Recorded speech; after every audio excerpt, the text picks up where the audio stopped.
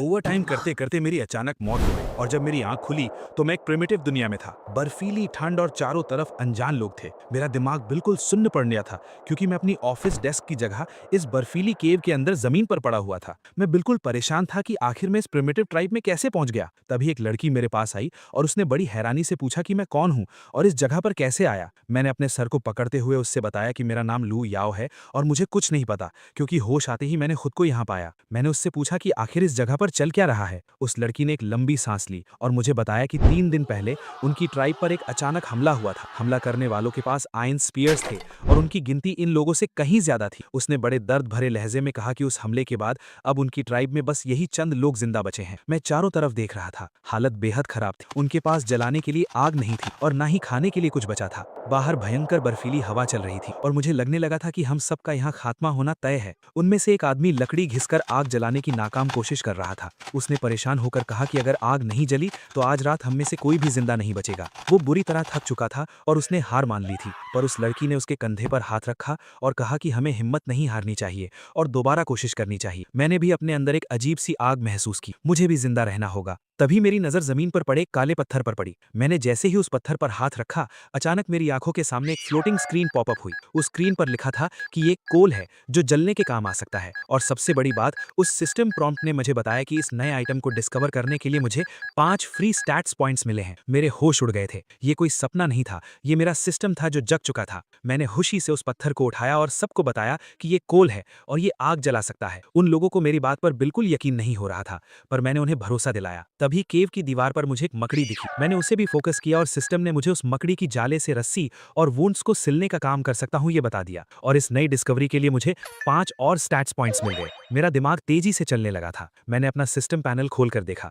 System ने बताया कि मैंने 2 नए आइटम्स डिस्कवर कर लिए हैं और मेरा प्रोग्रेस 30% हो चुका है। बिगिनर रिवॉर्ड अनलॉक करने के लिए मुझे बस एक और चीज डिस्कवर करनी थी, जिसके बाद मुझे फ्लेम स्पेल मिल जाता। मैंने खुद से कहा कि एक आखिरी चीज डिस्कवर करते ही मैं आग जला पाऊंगा। पर तभी केव के बाहर से खतरनाक आवाजें आने लगी। कुछ भेड़िए केव के अंदर घुस आए हैं। सबकी जान हलक में आ गई थी। उस लड़की ने हिम्मत दिखाते हुए कहा कि वो बाहर जाकर भेड़ियों का ध्यान भटकाएगी ताकि बाकी लोग बच सकें। पर मैं जानता था कि बिना आग के हम सब मारे जाएंगे। मैंने जल्दी से बाहर खड़े एक बड़े भेड़िए पर अपना फोकस किया। सिस्टम प्रॉम्प्ट आई और उस भेड़िए को आइडेंटिफाई कर लिया। उसी वक्त मेरा बिगनर टास्क कंप्लीट हो गया और मुझे मेरा फ्लेम स्पेल रिवॉर्ड मिल गया। मेरे चेहरे पर एक जीत वाली मुस्कान थी। मैं तुरंत आगे बढ़ा और मैंने अपना हाथ आगे करते हुए फ्लेम स्पेल कास्ट किया। मेरे हाथ से अचानक एक तेज आग की लपट निकली और उसने लकड़ियों को जला दिया। केव में अचानक रोशनी और गर्मी फैल गई। भेड़िए उस आग को देखकर डर गए और पीछे हटने लगे। मैंने गुस्से में उन भेड़ियों को वहां से भगा दिया।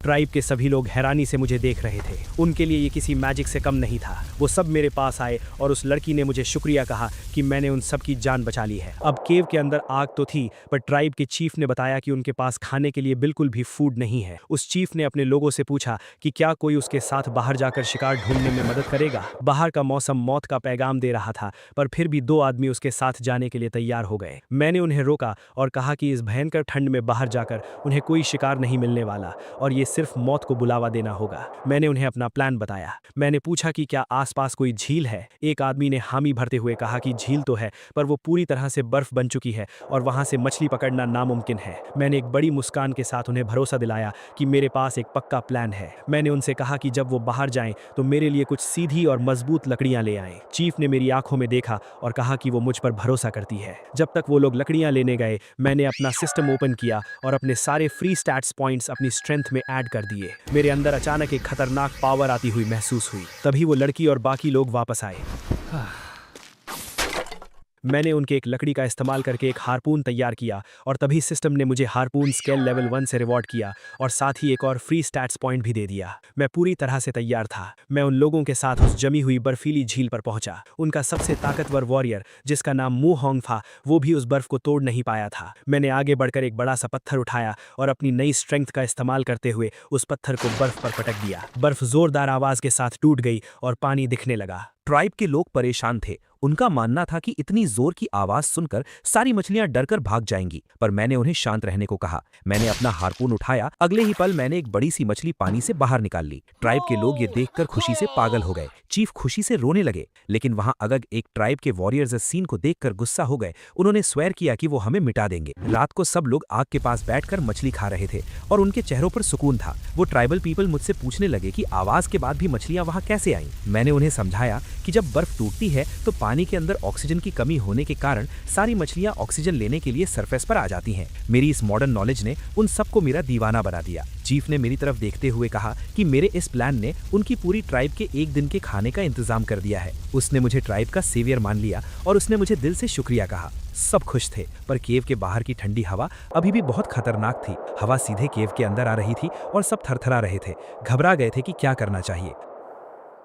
मैंने खड़े होकर ऐलान किया कि मेरे पास इसका भी इलाज है। हम इस केव के लिए एक डोर बनाएंगे। उन लोगों ने अपनी जिंदगी में कभी डोर जैसी कोई चीज देखी ही नहीं थी। मैंने कहा कि जब मैं इसे बनाऊंगा तब तुम लोग ऑटोमेटिकली समझ जाओगे। मैंने सिस्टम विंडो में प्लान देखा। फिर मैंने मूहोंग को कुछ और लोगों के साथ लकड़ियां काटने के लिए ऑर्डर दिया। जब वो लोग ढेर सारी लकड़ियां लेकर आ गए तो मैंने अपना काम स्टार्ट किया। मैं बता नहीं सकता कि सिस्टम की ऑटो क्राफ्टिंग एबिलिटी कितनी ओपी थी। मेरी आंखों के सामने मेरे हाथ मैजिकली मूव कर रहे थे और बस कुछ ही मिनटों में लकड़ियों और बेलों को जोड़कर मैंने एक मजबूत दरवाजा तैयार कर लिया था। हम सब ने मिलकर उस भारी दरवाजे को गुफा के एंट्रेंस पर फिट कर दिया और अगले ही मोमेंट मिरेकल हो गया। बाहर की ठंडी हवा गुफा के अंदर आना पूरी तरह से ब्लॉक हो गई थी। गुफा के अंदर अचानक से रूम हीटर जैसी फीलिंग आने लगी। ट्राइब के लोग लिटरली खुशी से झूम उठे और बार बार कहने लगे कि ठंड चली गई है। उनके लिए मेरा बनाया हुआ ये दरवाजा किसी जादुई आइटम से कम नहीं था। सिस्टम ने मुझे इस नई आइटम को क्रिएट करने पर 5 स्टैट्स पॉइंट्स और रिवॉर्ड कर दिए थे। मैं मन ही मन सोच रहा था कि चाहे मैं इस प्रिमिटिव एरा में फंस गया हूं, पर मेरा ये चीटिंग सिस्टम मुझे पहले से भी कहीं ज्यादा डेंजरस और एक्साइटिंग लाइफ देने वाला है। पर लगता है हमारी किस्मत सच में खराब थी। बाहर से अचानक से बहुत सारी भेड़ियों की आवाजें आने लगी। हमने जो सोचा था वही हुआ। बर्फीले भेड़ियों का पूरा झुंड हमारा शिकार करने वापस आ गया था। ट्राइब की औरतें डरकर रोने लगी। मैंने उन्हें शांत करवाया और कहा कि हमारे पास अभी दरवाजे का प्रोटेक्शन है, इसलिए वो आसानी से अंदर नहीं आ सकते। पर हम आराम से गुफा के अंदर बैठकर उनके जाने का वेट भी नहीं कर सकते थे, क्योंकि हमें उन्हें इफेक्टिवली खत्म करना था ताकि हम हमेशा के लिए सेफ हो जाएं। हमारे पास बाहर निकलकर उनसे आमने सामने लड़ने की पावर नहीं थी। मैंने सबसे कहा कि हमें बाहर आने की जरूरत नहीं है, हम दरवाजे का स्मार्ट यूज करेंगे। मैंने दरवाजा बनाने से बची हुई लकड़ियों और कुछ नुकीले पत्थरों का यूज करके ढेर सारे नए और डेडली स्टोन स्पीयर्स बनाए। मैंने अपना प्लान सबको बताया और उसके बाद मैंने गुफा के दरवाजे को बस थोड़ा सा एक छोटे गैप जितना ओपन किया। बाहर खड़े भूखे भेड़िए दरवाजे के खुलते ही उस गैप में अपना मुंह डालने लगे। यही मेरा प्लान था। हमने उन छोटे गैप से अपने स्टोन स्पीयर्स से डायरेक्ट हिट करना शुरू कर दिया। ये एक परफेक्ट स्ट्रैटेजी थी जिसमें भेड़िए कुछ नहीं कर पा रहे थे और हम उन्हें सेफ डिस्टेंस से मार रहे थे। जल्द ही हमने उस पूरे वुल्फ पैक का सफाया कर दिया। बाहर बर्फ पर चारों तरफ उन भेड़ियों की डेड बॉडीज पड़ी थीं। ट्राइब के लोग खुशी से पागल थे, क्योंकि अब उनके पास अगले आधे महीने तक खाने के लिए बहुत सारा वुल्फ मीट आ चुका था। मूहोंग इमोशन में आकर मेरे आगे झुक गया और उसने मुझे ऑफिशियली अपना बॉस मान लिया। जब हम मीट कलेक्ट कर रहे थे तब अचानक से बर्फ से निकलकर एक स्नो वुल्फ कब ने अटैक कर दिया, पर मैंने उसे आसानी से हरा दिया। भले ही वो बस एक छोटा सा बच्चा था, पर इस प्रिमिटिव एरा के वुल्फ कप की ताकत किसी नॉर्मल मॉडर्न इंसान से कहीं ज्यादा थी। मूहोंग डर के मारे चीखने लगा और उसने पूछा कि बॉस, आपने इस भेड़िए को क्यों नहीं मारा? ये सिंपल था। जब मैंने इस छोटे वुल्फ कप को अपनी आंखों से फोकस किया तो सिस्टम ने मुझे दिखाया कि इस भेड़िए को टेम किया जा सकता है। ये सीरियसली एक नेक्स्ट लेवल चीज थी। मैंने मूहोंग को एक भुनी हुई मछली का टुकड़ा लाने को बोला और उस मीट को उस गुस्से में भरे वुल्फ कप के सामने डाल दिया। मैंने पूरी आंखों में आंखें डालकर उस कप से कहा कि मुझे अपना मास्टर एक्सेप्ट कर लो, वरना तुम्हारी भी मौत पक्की है। वो भेड़िया राजी हो गई। उस ट्राइब के लोगों ने अपनी जिंदगी में किसी जंगली भेड़िए को इंसान के आगे झुकते हुए नहीं देखा था, क्योंकि ये दुनिया अभी एनिमल हस्बेंड्री पीरियड में भी प्रॉपर्ली एंटर नहीं हुई थी। मैं शायद इस दुनिया का पहला एनिमल टेमर बन गया था। मूहोंग ने वुल्स मीट गुफा के अंदर शिफ्ट करने का आदेश दे दिया। हम एंजॉय कर रहे थे, पर अचानक से जंगल के अंधेरे में से एक आयरन स्पीयर उड़ता हुआ आया और मूहोंग को लगा। चीफ ने घबराकर बताया कि ये वही दुश्मन ट्राइब के लोग हैं जिन्होंने उनके लोगों को मारा था। उनका एक आदमी हम पर नजर रख रहा था। चीफ ने सबको तुरंत गुफा के अंदर भागने और डोर बंद करने को कहा। मैंने सबको समझाया कि वो दुश्मन वहां से भाग रहा था। मैं समझ गया कि वो वापस जाकर अपनी पूरी ट्राइब को हमारी लोकेशन बताने गया है। अगर वो अपनी पूरी ट्राइब ले आया तो ये लकड़ी का डोर उन आयरन वेपन्स को रोक नहीं पाएगा। चीफ बहुत डरी हुई थी। मैंने चीफ को मशवरा दिया कि हमें ये जगह और सारा मीट छोड़कर कहीं और भाग जाना चाहिए, पर मुहोंग बुरी तरह जख्मी था और वो चलने की हालत में नहीं था। मुहोंग ने कहा कि हम उसे यहीं छोड़कर निकल जाएं, वरना उसकी वजह से सब मारे जाएंगे। उसने कहा कि इस चोट की वजह से उसको इन्फेक्शन हो जाएगा और वो वैसे भी मर जाएगा, पर मैंने उन सबको रोका। मैंने उससे कहा कि ये सिर्फ एक छोटी सी चोट है और मैं उसे ठीक कर दूंगा। मैं उन्हें बिना बताए तेजी से केव से बाहर निकल गया। बाहर बर्फ गिर रही थी, पर मुझे सिस्टम पर पूरा भरोसा था कि यहाँ आसपास कोई ना कोई हीलिंग प्लांट जरूर होगा। मैंने बर्फ के बीच ढूंढना शुरू किया और जल्दी ही मुझे एक पहाड़ के किनारे पर्पल रंग का पौधा दिखाई दिया। सिस्टम प्रॉम्प्ट ने कंफर्म किया कि ये एक पेन किलर और हीलिंग अर्ब है। मुझे इसके लिए भी फ्री स्टैट्स पॉइंट्स मिल गए। मैं तुरंत उस अर्ब को लेकर वापस केव की तरफ भागा। रास्ते में मुझे एक वाइन भी मिली जिसकी इलास्टिसिटी बहुत कमाल की थी। मैंने उसे भी अपने पास रख लिया। केव में आते ही मैंने उस पर्पल अर्ब को अपने दांतों से चबाया और उस पेस्ट को मुहोंग के वूंड पर लगा दिया। कुछ ही सेकंड्स में उस अर्ब का मैजिक दिखने लगा। मुहोंग का दर्द बिल्कुल गायब हो गया और उसकी चोट ठीक होने लगी। ट्राइब के लोग ये देखकर दंग रह गए। चीफ ने मुझे एक देवता की तरह देखना शुरू कर दिया। उसने कहा कि अब हमें जल्दी यहाँ से भागना होगा क्योंकि दुश्मन कभी भी आ सकते हैं। पर मैंने एक गहरी मुस्कान के साथ उनसे कहा कि अब हम कहीं नहीं जाएंगे, हम उन दुश्मनों को यहीं खत्म करेंगे। चीफ ने परेशान होकर कहा कि दुश्मनों के पास आयरन वेपन्स हैं और उनकी गिनती बहुत ज्यादा है, हम उनसे नहीं जीत सकते। मैंने उन्हें बताया कि मैं उन आयरन स्पीयर्स से भी खतरनाक वेपन बना सकता हूं। मैंने उन्हें बाहर से लाए हुए वाइन और लकड़ी को दिखाया। मैंने उन्हें समझाया कि हम इस लकड़ी और वाइन का इस्तेमाल करके बो और पत्थर से एरोज बनाएंगे। मैंने उन्हें तुरंत ऑर्डर दिया कि बाकी सब लोग भी मेरे बनाए हुए डिजाइन के हिसाब से बोज और एरोज बनाना शुरू करें। मैंने अपने हाथों से इस प्रिमिटिव दुनिया का सबसे पहला बो तैयार किया। सिस्टम स्क्रीन फ्लैश हुई और मुझे बताया गया कि मैंने पहला बो बनाया है जिसके लिए मुझे आर्चरी स्किल लेवल 1 और 10 फ्री स्टैट्स पॉइंट्स मिले हैं। मुझे ये सब किसी गेम जैसा लग रहा था। मैंने ट्राइब के हर एक मेंबर के हाथ में बो और एरोज थमा दिए और उन्हें उनका इस्तेमाल करना सिखा दिया। अब हमारी ट्राइब एक लॉन्ग रेंज आर्चर यूनिट बन चुकी थी जो दूर से ही दुश्मन को ढेर कर सकती थी। तभी अचानक जंगल से दुश्मन ट्राइब के लोग हवा में अपने वेपन्स लहराते हुए आ गए। मैं मुस्कुराया और मैंने अपने सारे फ्री स्टैट्स पॉइंट्स अपनी स्ट्रेंथ में लगा दिए। मेरी बॉडी से गोल्डन एनर्जी निकलने लगी। मैंने अपनी बो पर एरो लगाया और डोर खोलकर ठीक उनके सामने जा खड़ा हुआ। उनका लीडर जोर जोर से चिल्ला रहा था कि वो हम सबको जिंदा नहीं छोड़ेगा क्योंकि उन्हें अपने आयरन वेपन्स पर बहुत घमंड था। उनका एक आदमी आगे बढ़ा पर मैंने बो से एरो शूट कर दिया और एरो सीधा उसके दिल के आर पार हो गया। दुश्मन ट्राइब के लोग ये नया वेपन देखकर बुरी तरह डर गए। उन्हें समझ नहीं आ रहा था कि इतनी दूर से उनका आदमी कैसे मारा गया। उनके लीडर को लगा कि ये कोई शैतानी जादू है। वो लोग वहां से भागने लगे पर मैंने अपनी बो से निशाना लगाया और उनके एक और आदमी को ठीक गले पर एरो मारकर गिरा दिया। अब उनके लीडर को समझ आ गया था कि अगर वो पीछे हटे तो सब इस नए वेपन से मारे जाएंगे। मेरे ट्राइब के लोग ये नजारा देखकर शॉक्ड रह गए। यहाँ चीफ ने सोची कि लकड़ी से बनने के बाद भी ये वेपन इतना स्ट्रांग कैसे है। मैंने उन सबको कॉन्फिडेंस दिया और हम वॉर करने निकल पड़े। मुहोंग को बो कंट्रोल करने में थोड़ा दिक्कत हुआ पर फिर भी हम आगे बढ़े। मीनवाइल ऑपोजिशन लीडर ने अपनी बची हुई ट्राइब को ऑर्डर दिया कि जो कोई भी पीछे हटेगा उसको 3 दिन तक खाना नहीं मिलेगा। उन सबको मजबूरन आगे बढ़ना पड़ा, पर हमने उन पर एरोज की बारिश कर दी और उन सबको बर्फ पर लिटा दिया। जब लड़ाई शांत हुई तो हमने देखा कि दुश्मन ट्राइब का एक आदमी जिंदा बच गया था। वो मुहोंग से लड़ने की कोशिश कर रहा था और मुहोंग को जमीन पर पटक दिया। मैंने सबको ऑर्डर दिया कि उसे जिंदा पकड़ लो। जब उसे बांधकर मेरे पास लाया गया तो मैंने पूछा कि उसका नाम क्या है। उसने गुस्से में बताया कि उसका नाम शुएकू है। वो इनकार कर रहा था मेरी कोई भी बात मानने से। मैंने ऑर्डर दिया कि इसके कपड़े उतारकर इसे बाहर बर्फ में फेंक दो। इतनी ठंड में कोई भी इंसान कुछ ही सेकंड्स में जम जाता, पर 3 मिनट बाद भी उस शुएकू को कुछ नहीं हुआ था।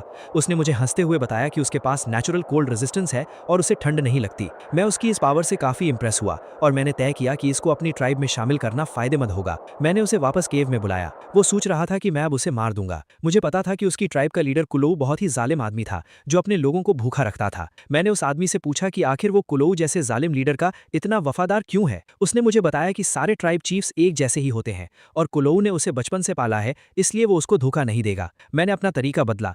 मुझे पता था कि वो भूखा है तो मैंने उसके सामने एक बड़ा सा भुना हुआ मीट का टुकड़ा रख दिया। उसकी आंखें बाहर आ गईं क्योंकि उसने ऐसी शानदार दावत कभी नहीं देखी थी। उसने सोचा कि मैं उसे खरीदने की कोशिश कर रहा हूँ। उसने गुस्से में वो मीट खा लिया और बोला कि वो मरने से पहले पेट भर खाना चाहता था, पर वो मुझे धोखा नहीं देगा। उसने जब अपना पेट भर लिया तो मैंने मुस्कुराते हुए अपने एक आदमी को इशारा किया। मेरे आदमी ने उसके हाथों की रस्सी काट दी। शुएकू बिल्कुल हैरान था। मैंने उससे कहा कि वो आजाद है और अपनी ट्राइब में वापस जा सकता है। मैंने उसे समझाया कि कुलोऊ के पास सब लोग गुलाम हैं, पर मेरी ट्राइब में हर एक आदमी को पेट भर खाना मिलता है। जो उसने अभी खाया, वो हमारी ट्राइब का रोज का खाना है। वो वहां से उठा और भाग गया। मेरे लोगों ने परेशान होकर मुझसे पूछा कि मैंने उस दुश्मन को वापस क्यों जाने दिया। उन्हें लग रहा था कि वो वापस जाकर कुलों को सब बता देगा और कुलों अब अपनी पूरी ट्राइब के साथ हमले के लिए आएगा। मैंने उन्हें शांत किया और उन्हें बताया कि मैं यही चाहता था। मैं चाहता था कि वो वापस जाए और कुलों को भड़काए, ताकि कुलों अपनी पूरी आर्मी यहाँ ले आए और हम उन्हें एक ही बार में हमेशा के लिए खत्म कर सकें। मैंने उन्हें अपना मास्टर प्लान समझाया। मैंने उन्हें सिखाया कि कैसे पेड़ों और रस्सियों का इस्तेमाल करके ट्रैप बनाए जाते हैं। हमने मिलकर केव के बाहर पूरे जंगल में बर्फ के नीचे ऐसे हिडन ट्रैप्स बिछा दिए। मेरा प्लान सिंपल था, दुश्मन अंधेरे में आएगा और सीधा उन ट्रैप्स में फंस जाएगा। मीनवाइल स्वेक्यू माउंटेन वुल्फ ट्राइब वापस गया और चीफ को सब कुछ बता दिया। चीफ गुस्सा होकर हमला करने ही आ रहे थे कि स्वेक्यू ने कहा कि हमसे दुश्मनी न किया जाए तो अच्छा होगा, लेकिन चीफ ने जोरदार पंच करके स्वेक्यू को बोला कि उसे न सिखाए कि क्या करना है, और वैसा ही हुआ जैसा मैंने सोचा था। रात के अंधेरे में दुश्मन चीफ कुलौ अपनी पूरी फौज लेकर दबे पांव केव की तरफ बढ़ रहा था। उसे लग रहा था कि अंधेरे में हमारे बोझ बिल्कुल बेकार हो जाएंगे और वो आराम से हम पर कब्जा कर लेगा, पर मेरे पेट वुल्फ शाओबाई ने दूर से ही उनकी सेंट पकड़ ली और मुझे आगाह कर दिया। जब कुलो के लोग केव के करीब पहुंचे तो उनका पैर हमारे बिछाए हुए ट्रैप्स पर पड़ गया। अचानक रस्सियां खींची और एक के बाद एक सारे दुश्मन हवा में उल्टे लटक गए। कुलो का बिल्कुल दिमाग खराब हो गया था। उसे लगा कि ये जंगल किसी भूत प्रेत के कब्जे में है। धीरे धीरे सारे दुश्मन ट्रैप्स पर पड़ गए। तभी हम सब अपने हाथों में टॉर्चेज और बोझ लेकर केव से बाहर आए। चीफ यू ने जब ये सीन देखी तब उसने देरी नहीं की और ऑर्डर दिया कि सबको मार दिया जाए। ऑपोजिशन चीफ को लगा कि सुएक्यू ने कॉन्स्पिरेसी किया है तो वो सुएक्यू को मारने वाला था, लेकिन मैंने मेरी आर्चरी स्किल से उसके हाथ में छेद कर दिया। सिस्टम ने मुझे बता दिया था कि मेरा ट्रैप सक्सेसफुल हो गया है और इसकी वजह से मेरी आर्चरी स्किल लेवल 2 पर अपग्रेड हो गई थी। कुलो दर्द से चिल्लाने लगा कि वो हार नहीं मान सकता, पर चीफ यू ने अपना बदला ले लिया, उसके दिल में हमला करके।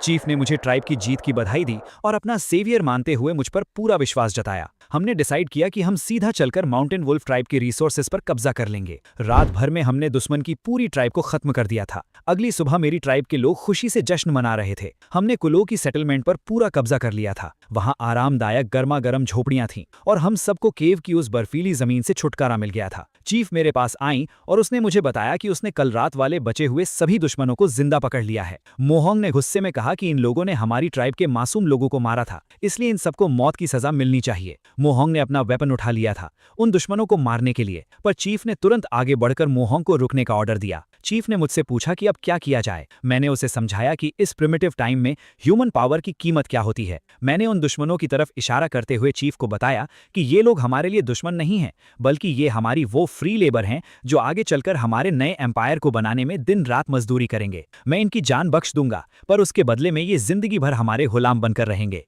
मुझे पता था कि आगे चलकर हमें और भी खतरनाक जंगली जानवरों और पहले से कहीं ज्यादा ताकतवर दुश्मन ट्राइब्स का सामना करना पड़ेगा। ट्राइब का कॉन्स्टेंटली बड़ा और ताकतवर होना बहुत जरूरी था, और इस प्रिमिटिव एरा में सबसे कीमती चीज थी पॉपुलेशन। मैंने उन पकड़े हुए दुश्मन कैप्टिव्स की तरफ देखा। ज़ूक्यो जमीन पर बैठा था। उसने तो अपने दिमाग में पूरी तरह सोच लिया था कि उसकी मौत अब पक्की है। उसने मेरी तरफ देखते हुए कहा कि उसने मरने की तैयारी कर ली है और मैं अपना काम शुरू कर सकता हूं। पर मैंने एक शातिर और कॉन्फिडेंट स्माइल के साथ उसकी तरफ देखा और बोला, किसने कहा कि मैं तुम्हें मारने वाला हूं? ज़ूक्यो एकदम हैरान रह गया। उसने आश्चर्य से पूछा कि क्या मैं उसको इस बार भी जिंदा छोड़ दूंगा? मैंने सबके सामने अनाउंस किया कि यह दूसरी बार है जब ज़ूक्यो मेरे हाथ लगा है, और तुम्हारा लीडर कूल हो तो वैसे भी मारा जा चुका है, तो अब तुम सब मेरे लिए काम करोगे और मेरी स्ट्रेंथ बनोगे। मैंने उसके हाथ को खोल दिया। उन सब ने कहा कि उस बेवकूफ और जालिम कूलो की वजह से उन सब की जान खतरे में आई और वो इस हालत में पहुंचे हों। मैंने उनसे सीधा पूछा कि क्या तुम सब जिंदा रहना चाहते हो? मैंने उन्हें एक लाइफ चेंजिंग ऑफर दिया कि अगर वो मेरी ट्राइब ज्वाइन कर लें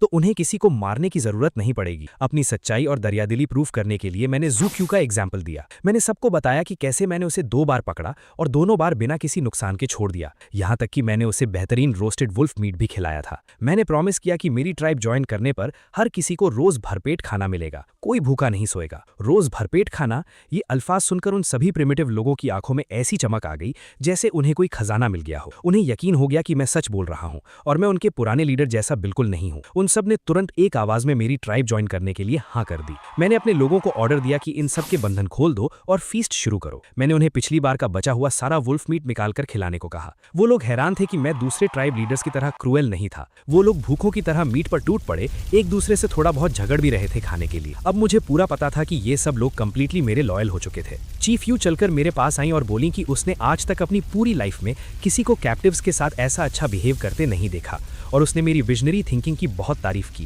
लेकिन मेरी इस दावत वाले मूव ने एक नई प्रैक्टिकल प्रॉब्लम खड़ी कर दी थी। मू होंग ने मेरे पास आकर परेशानी में बताया कि बॉस, हमारा सारा खाना ऑलमोस्ट खत्म हो चुका है और सर्दियां अभी भी खत्म नहीं हुई हैं। इतने सारे लोगों का पेट लगातार कैसे भरेगा? ये सच में एक बड़ा इशू था। अगर हम किसी तरह स्प्रिंग सीजन तक सर्वाइव कर लें तो सब कुछ ठीक हो जाएगा, पर तब तक खाने का बड़ा जुगाड़ करना जरूरी था। मैंने सोचा कि मुझे हंटिंग का कोई नया और इफेक्टिव तरीका ढूंढना होगा। बाहर हर तरफ सिर्फ और सिर्फ बर्फ की सफेद चादर बिछी थी। ऐसे में शिकार मिलना बहुत मुश्किल था। तभी मेरी नज़र मेरे नए पेट श्याओ बाई पर पड़ी, जो मेरे पैरों के पास घूम रहा था। मैंने मू होंग से पूछा कि वुल्फ से इतनी बार लड़ाई करने के बाद उसे वुल्फ्स की सबसे बड़ी ताकत क्या लगती है। मू होंग थोड़ा कंफ्यूज था और उसने ना में सिर हिला दिया। मैंने उसे बताया कि वुल्फ्स की सबसे तगड़ी पावर और उनका मेन हथियार उनकी सेंस ऑफ स्मेल होती है। मैंने एक कॉन्फ्रेंस स्माइल दी और कहा कि अब मैं तुम्हें इसकी असली पावर दिखाता हूं। श्याओ बाई को कमांड देते ही हम सब हंटिंग के लिए निकल पड़े। जंगल में आगे बढ़ते हुए श्याओ बाई ने अचानक आगे जाकर बाग किया और हमने फौरन अपनी बोझ तान ली। पर वहां जो सफेद हिरन था वो अचानक से अलर्ट हो गया और इतनी तेजी से भागा कि उसको नॉर्मल स्पीड से पकड़ना ऑलमोस्ट नामुमकिन था। पर मैं भी कहाँ पीछे हटने वाला था। मेरे पास मेरा सिस्टम था। मैंने अपना सिस्टम पैनल ओपन किया और तुरंत अपने सारे अवेलेबल स्टैट पॉइंट्स एजिलिटी पर डाल दिए। एजिलिटी मैक्स आउट होते ही मेरी स्पीड अचानक से एक सुपर ह्यूमन लेवल पर पहुंच गई और मैं हवा को चीरते हुए उस हिरन के पीछे भागा। प्रिमिटिव जमाने के एनिमल्स भले ही साइज में ह्यूज थे, पर मेरी मॉडर्न सिस्टम स्पीड के आगे उनका बचना पॉसिबल नहीं था। मैंने परफेक्ट एम लिया और अपनी बो से एक तीर छोड़ दिया जो सीधा उस जायंट व्हाइट डियर को जा लगा और वो वहीं बर्फ पर ढेर हो गया। ये अकेला जायंट शिकार पूरी ट्राइब के लिए कई दिनों तक काफी था। मैंने सबको ऑर्डर दिया कि इस मस्ट डियर को उठाकर वापस बेस पर ले चलो। रात को आग के पास सब मजे से उस डियर का मीट खा रहे थे। एक बंदे ने मुझे चुपचाप खाते हुए देखकर मजाकी अंदाज में कमेंट मारा कि मैं कितने सोफिस्टिकेटेड और तमीज वाले तरीके से खाता हूँ, बिल्कुल उनकी ट्राइब की औरतों से भी ज्यादा नजाकत से। चीफ यू मेरे पास आकर बैठी। उसने मुझे थैंक यू कहा कि मेरी और सिर्फ मेरी वजह से आज पूरी ट्राइब एक साथ यूनाइटेड और सेफ फील कर रही है। उसने मुझसे गुजारिश की कि मैं इस नई और यूनाइटेड ट्राइब को एक नया नाम दूं। मैंने थोड़ा डीप सोचा और एक पावरफुल आवाज में सबके सामने कहा, दा हुआंग ट्राइब। दा हुआंग का मतलब है इस प्रिमिटिव वेस्टलैंड को कंप्लीटली कॉन्कर करना। सबको ये नाम बहुत पसंद आया। मैंने वहीं बैठे खुद से प्रॉमिस किया कि इस डेंजरस प्रिमिटिव एरा में मैं एक टॉप टियर लाइफ जीऊंगा। तभी मेरा सिस्टम एक्टिवेट हुआ और एक गोल्डन नोटिफिकेशन स्क्रीन पर पॉपअप हुआ। सिस्टम ने बताया कि दा हुआंग ट्राइब को सक्सेसफुली एस्टैब्लिश करने के लिए मुझे रिवॉर्ड के तौर पर 20 फ्री स्टैट्स पॉइंट्स और हीलिंग स्किल लेवल 1 मिल गया है। मैं अंदर ही अंदर बहुत खुश था कि मेरे पास अब हीलिंग की मैजिकल पावर थी। तभी मैंने उस डियर मीट का एक बड़ा टुकड़ा खाया और अचानक मेरा मुंह बहुत बुरा सा बन गया। मैं लगभग उसे थूकने वाला था। चीफ यू और मू होंग मेरी ऐसी हालत देखकर घबरा गए। उन्हें लगा कि मीट खराब है या मुझे कुछ हो गया है। उन्होंने परेशानी से पूछा कि बॉस, क्या आप बीमार पड़ गए हो? ये मीट तो उनके लिए एक अल्टीमेट लग्जरी डेलिकेसी थी। मैंने उन्हें समझाया कि मैं बीमार नहीं हूँ, बस बात यह है कि भले ही ये मीट उनके लिए बहुत ठीक हो, पर मैं एक ऐसी मॉडर्न जगह से आया हूँ कहाँ फूड में अलग अलग स्पाइसेस होते हैं। जब मैं शुरू में यहाँ आया था तब भूख और एक्सट्रीम ठंड की वजह से मैंने ये बेस्वाद मीट खा लिया था, पर अब इसमें तो सॉल्ट का नामो निशान तक नहीं है। मैं इसको डेली कैसे खाऊंगा? सॉल्ट, वो क्या होता है? उन्होंने हैरानी से पूछा। मैंने डिसाइड कर लिया था कि कल चाहे जो हो जाए मैं सॉल्ट ढूंढ कर ही रहूंगा। मैंने उन्हें डिटेल में बताया कि भले ही उन्होंने सॉल्ट का नाम नहीं सुना, पर उसके बिना कोई भी इंसान फिजिकली ठीक से जिंदा नहीं रह सकता। उसके बिना शरीर की सारी ताकत धीरे धीरे खत्म हो जाती है और इंसान वीकन हो जाता है। मैंने उनसे पूछा कि क्या उन्हें टाइम टू टाइम वाइल्ड जानवरों का कच्चा खून पीने की तलब होती है? उन्होंने हाँ में सिर हिलाया और अग्री किया। मैंने उन्हें समझाया कि खून पीना एक्चुअली बॉडी के अंदर सॉल्ट कंज्यूम करने का एक बहुत ही घटिया और इनएफिशिएंट तरीका है। मैंने उन्हें प्रॉमिस किया कि कल मैं उन्हें नेचर में पाया जाने वाला असली नेचुरल सॉल्ट दिखाऊंगा। प्रॉब्लम ये थी कि नेचुरल सॉल्ट था कहाँ? वो नदी के उस पार था जहां हम खड़े थे, पर नदी का पानी इतना फ्रीजिंग ठंडा था कि उसको तैर कर पार करना किसी आम प्रिमिटिव इंसान के बस की बात नहीं थी और उसमें जमकर मरने का पूरा रिस्क था। बोट बनाना अभी हमारे रिसोर्सेज के हिसाब से बहुत लंबा और मुश्किल काम था। सब परेशान थे कि वहां कैसे जाएंगे। तभी ज़ुएक्यू आगे आया और कॉन्फिडेंटली बोला कि बॉस, मैं जाऊंगा। उसे नेचुरली ठंड नहीं लगती थी, ये बात तो मैं भूल ही गया था। ज़ुएक्यू ने बिना सोचे उस बर्फीली नदी में जंप लगा दी और स्मूथली तैरकर उस पार चला गया। वहां पहुंचकर उसने किनारे पर जमे हुए क्रिस्टल क्लियर रॉक्स को उठाकर टेस्ट किया। उसके फेशियल एक्सप्रेशंस अचानक बदल गए, जिससे मुझे क्लियर पता चल गया था कि उसने सॉल्ट ढूंढ लिया है। उसने उस नमकीन स्वाद को अपनी लाइफ में पहली बार फील किया था और वो अमेज्ड था। उसने चिल्लाकर मुझसे पूछा कि बॉस, इस सॉल्ट को वापस हमारी तरफ कैसे लाना है। मैंने रिलैक्स होते हुए कहा कि तुम टेंशन मत लो, वही रुको, मैं अभी कुछ करता हूं। अब हमारे पास फाइनली सॉल्ट था, पर उसको स्टोर करने के लिए और सबसे इंपॉर्टेंट पानी उबालने के लिए हमें अच्छे बर्तन चाहिए थे। मू होंग ने आकर पूछा कि बॉस, अब हम आगे क्या करने वाले हैं। मैंने उसे समझाया कि अब हम प्रॉपर पॉटरी बनाएंगे। उसके लिए हमें सिर्फ अच्छी क्वालिटी की मिट्टी और फाइन सैंड की रिक्वायरमेंट थी। हम सब सैंड की तलाश में निकल पड़े और जल्द ही चीफ यू ने एक परफेक्ट स्पॉट पर फाइन सैंड ढूंढ निकाली। मिट्टी और सैंड को प्रॉपर रेशियो में मिक्स करके मैंने परफेक्ट क्ले बनाई और उस क्ले से प्रिमिटिव पॉटरी शेप करना शुरू किया। अब सबसे बड़ा चैलेंज था उस क्ले पॉटरी को आग में ठीक से पकाना। हमारे पास कोई प्रॉपर किल नहीं था जो फायर का टेम्परेचर इवनली कंट्रोल कर सके, इसीलिए इनिशियल अटेम्प्ट्स फेल हो गए और आधे कच्चे बर्तन टूट गए। मू होंग बहुत डिसअपॉइंटेड और सैड लग रहा था, पर मैंने उसे मोटिवेट किया और कहा कि हार नहीं माननी है, हम लगातार ट्राई करेंगे तो जरूर सक्सेस मिलेगी। मैंने उन्हें बताया कि अगर हमने पॉटरी ठीक से बना ली तो हम क्लीनली बॉइल्ड वाटर पी सकेंगे और अपना प्रेशियस सॉल्ट भी सेफली स्टोर कर पाएंगे। तभी जुएक्यू नदी पार से भागता हुआ वापस आया और उसके चेहरे पर एक्सट्रीम पैनिक था। उसने मुझे आकर हाँफते हुए बताया कि बॉस, उसने वहां दूसरी ट्राइब के लोगों को स्काउट करते हुए देखा है और वो जरूर डेडली येलांग ट्राइब के लोग हैं। उसने और डिटेल्स डिस्क्लोज की कि मारा गया कूलू हमेशा से येलांग ट्राइब के बॉस का अंडरलिंग था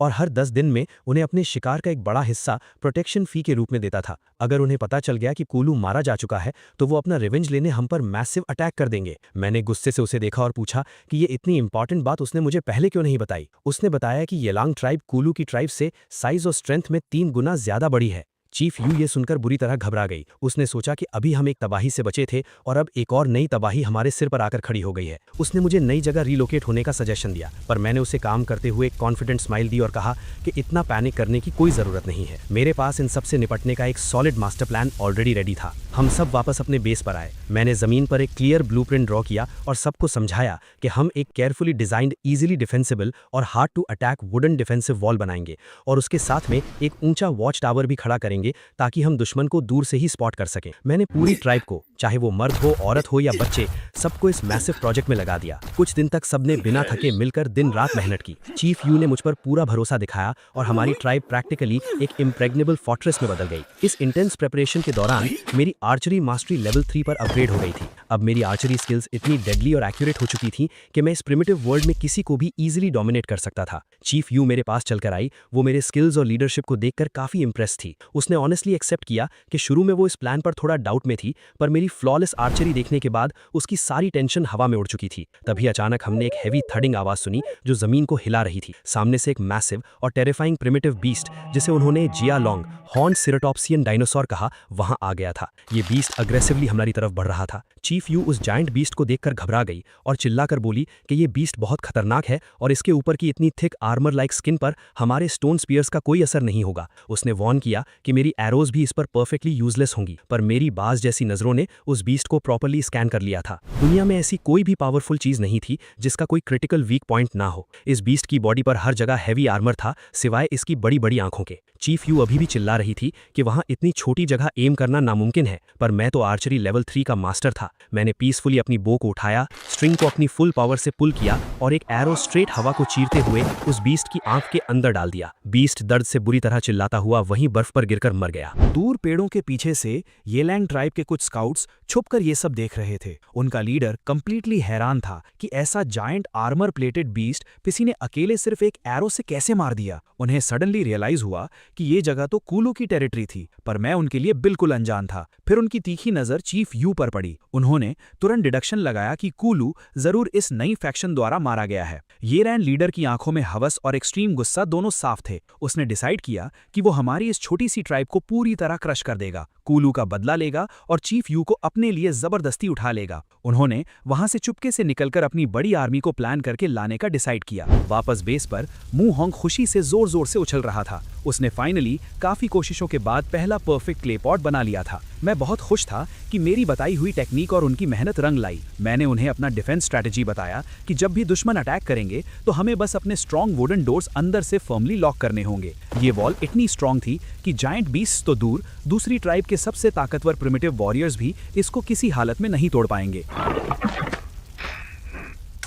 मैंने लोगों से उस मरे हुए सेराटोटॉप्सियन बीस्ट का मैसिव बॉडी अंदर लाने को कहा। चीफ यू पूरी तरह कंफ्यूज थी जब मैंने उनसे उस बीस्ट का थिक आर्मर्ड स्किन निकालने को कहा। मैंने उस स्किन को हमारे नॉर्मल फर वाले कपड़ों के साथ स्टिच करने का ब्रिलियंट आइडिया लगाया। मैं एक्चुअली उस प्रिमिटिव वर्ल्ड में पहली बार ट्रू कॉम्बैट आर्मर क्राफ्ट कर रहा था। कुछ टाइम बाद जब हम रिलैक्स कर रहे थे, अचानक हमारी दीवारों पर एक जोरदार धक्का लगा। मैंने सबको अलर्ट किया और तेजी से वॉच टावर पर भागा। बाहर देखा तो एक huge red eyed black bear हमारी वॉल को एग्रेसिवली ब्रेक करने की कोशिश कर रहा था। चीफ यू को समझ नहीं आया कि एक बेयर बिना किसी प्रवोक किए अचानक इस तरह अटैक क्यों कर रहा है। मैंने कहा पता नहीं, पर इसे तुरंत रोकना होगा। तभी हमने देखा कि और भी मैसिव बेयर्स वहां आ गए थे और वॉल पर अटैक करने लगे। ये सिचुएशन अचानक से काफी सस्पिशियस हो गई थी। असल में ये लैंड ट्राइब का लीडर दूर से देखकर हंस रहा था कि उसका मास्टर प्लान ब्रिलियंटली काम कर गया। उसने एक्चुअली ब्लैक बेयर्स को केयरफुली हमारी तरफ डाइवर्ट किया था ताकि वो हमारी ट्राइब को तबाह कर दे और उसके बाद वो आराम से बची खुची लाशों पर आकर लूट सकें।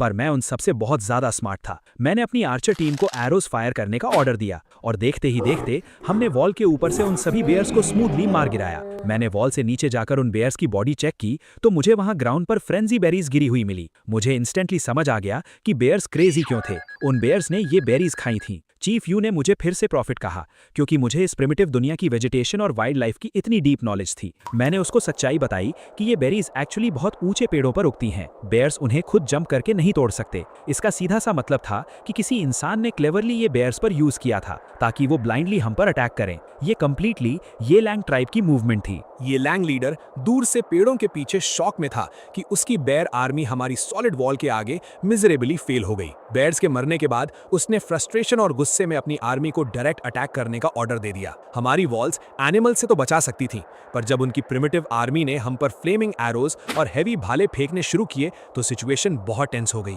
लड़ाई के इंटेंस केओस के दौरान एक भाला हवा में उड़ता हुआ आया और चीफ यू के पेट में लग गया। वो दर्द से चीखती हुई खून से लथपथ जमीन पर गिर गई। मैं अपना बो छोड़कर तुरंत उसके पास भागा।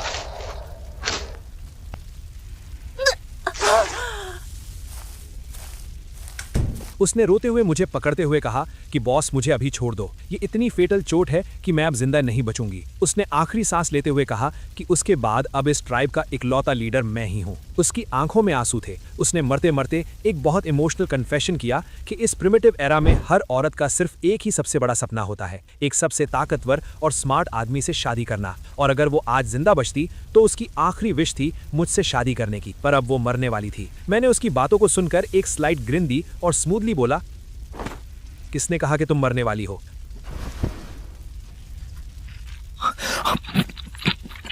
मैंने अपना सिस्टम इंटरफेस ट्रिगर किया और newly acquired healing skill activate की। मेरे हाथों से एक वार्म ग्रीन लाइट निकली और चीफ यू के फेटल वुंड पर पड़ने लगी। देखते ही देखते मैजिक की तरह उसकी फेटल ब्लीडिंग टोटली रुक गई और वुंड सील होने लगा। वो शॉक में थी कि ये कैसा डिवाइन चमत्कार था। उसने मुझे लिटरली एक आसमानी भगवान मान लिया था। मैंने उसे प्यार से डांटते हुए कहा कि चुपचाप लेटी रहो। मेरा लेवल 1 हीलिंग स्किल अभी इस डीप वुंड को पूरा ठीक नहीं कर पाएगा। मुझे अभी इसको ठीक से बैंडेज करना होगा। मैं उसके काफी पास झुका और थोड़ा फ्लर्ट करते हुए बोला कि वैसे तुमने जो अभी शादी वाला कन्फेस किया था वो सच में सीरियस था क्या? तभी मू होंग चिल्लाता हुआ मेरे पास आया कि बॉस, बाहर सिचुएशन बहुत खराब हो रही है। ये लैंग ट्राइब का वो लीडर जिसका चेहरा स्कार से भरा था, स्कार फेस, बहुत ताकतवर और ब्रूटल था। मू होंग और शुई क्यू दोनों मिलकर भी उसको हरा नहीं पा रहे थे और वो हमारी लाइंस ब्रेक कर रहा था। चीफ यू को प्रॉपरली रेस्ट करने बोलकर मैं तुरंत वॉच टावर से नीचे गया।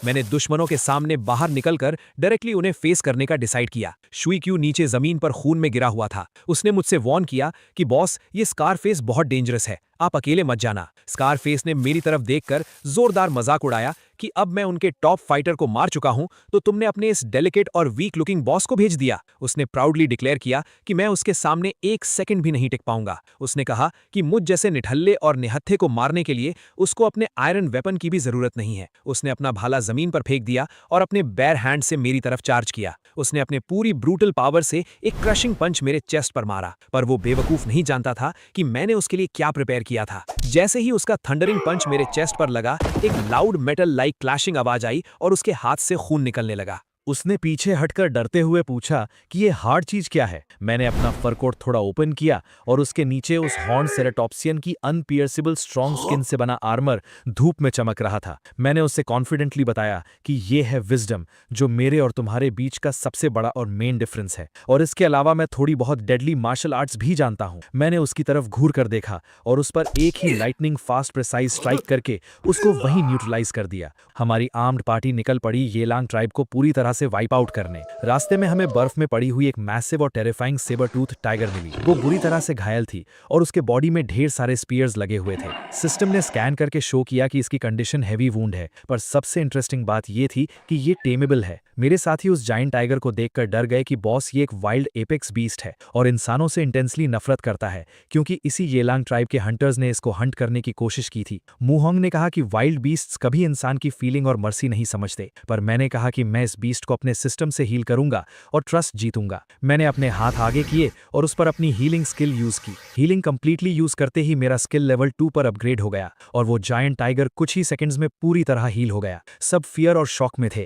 तभी शाओबाई भागकर आगे आया और अपनी वुल्फ लैंग्वेज में उस टाइगर से सॉफ्टली कम्युनिकेट करने लगा। उसने इफेक्टिवली उसे बता दिया कि मैंने उसकी जान बचाई है और मैं एक वर्दी मास्टर हूं। वो फियर्स सेबर टूथ टाइगर धीरे से मेरे सामने बो डाउन हो गया। मैंने एक giant prehistoric sabre tooth tiger को सक्सेसफुली अपना कॉम्बैट राइड बना लिया था। मैंने मुहोंग और शिएक्यू को ऑर्डर दिया कि तुम लोग आगे जाओ और येलांग ट्राइब वालों को स्मूथली सरेंडर करने का आखिरी अल्टीमेटम दो। अगर वो बात ना माने तो जब मैं आऊंगा तब किसी पर कोई रहम नहीं करूंगा। उन दोनों ने जाकर ट्राइब के सामने सरेंडर प्रपोजल रखा, पर वो एरोगेंट प्रिमिटिव वॉरियर्स थे। वो ऐसे बिना लड़े हार कहाँ मानने वाले थे। उन्होंने चिल्लाकर रिफ्यूज कर दिया कि उनका ट्राइब सिर्फ और सिर्फ रॉ स्ट्रेंथ को पूछता है और हमें उन्हें कॉम्बैट में हराकर दिखाना पड़ेगा, वरना वो नहीं झुकेंगे। तभी मैं अपने नए सेबर टूथ टाइगर को राइड करता हुआ प्योर अल्टीमेट स्वैग और डोमिनेंट ऑरा के साथ उनके कैंप में एंटर हुआ। एक giant pre historic apex beast को एक इंसान के इशारे पर नचाते हुए देखकर उन सब की आंखें डर के मारे बाहर आ गईं। एक सेकंड पहले जो वॉरियर सरेंडर ना करने की बड़ी बड़ी कस्में खा रहे थे,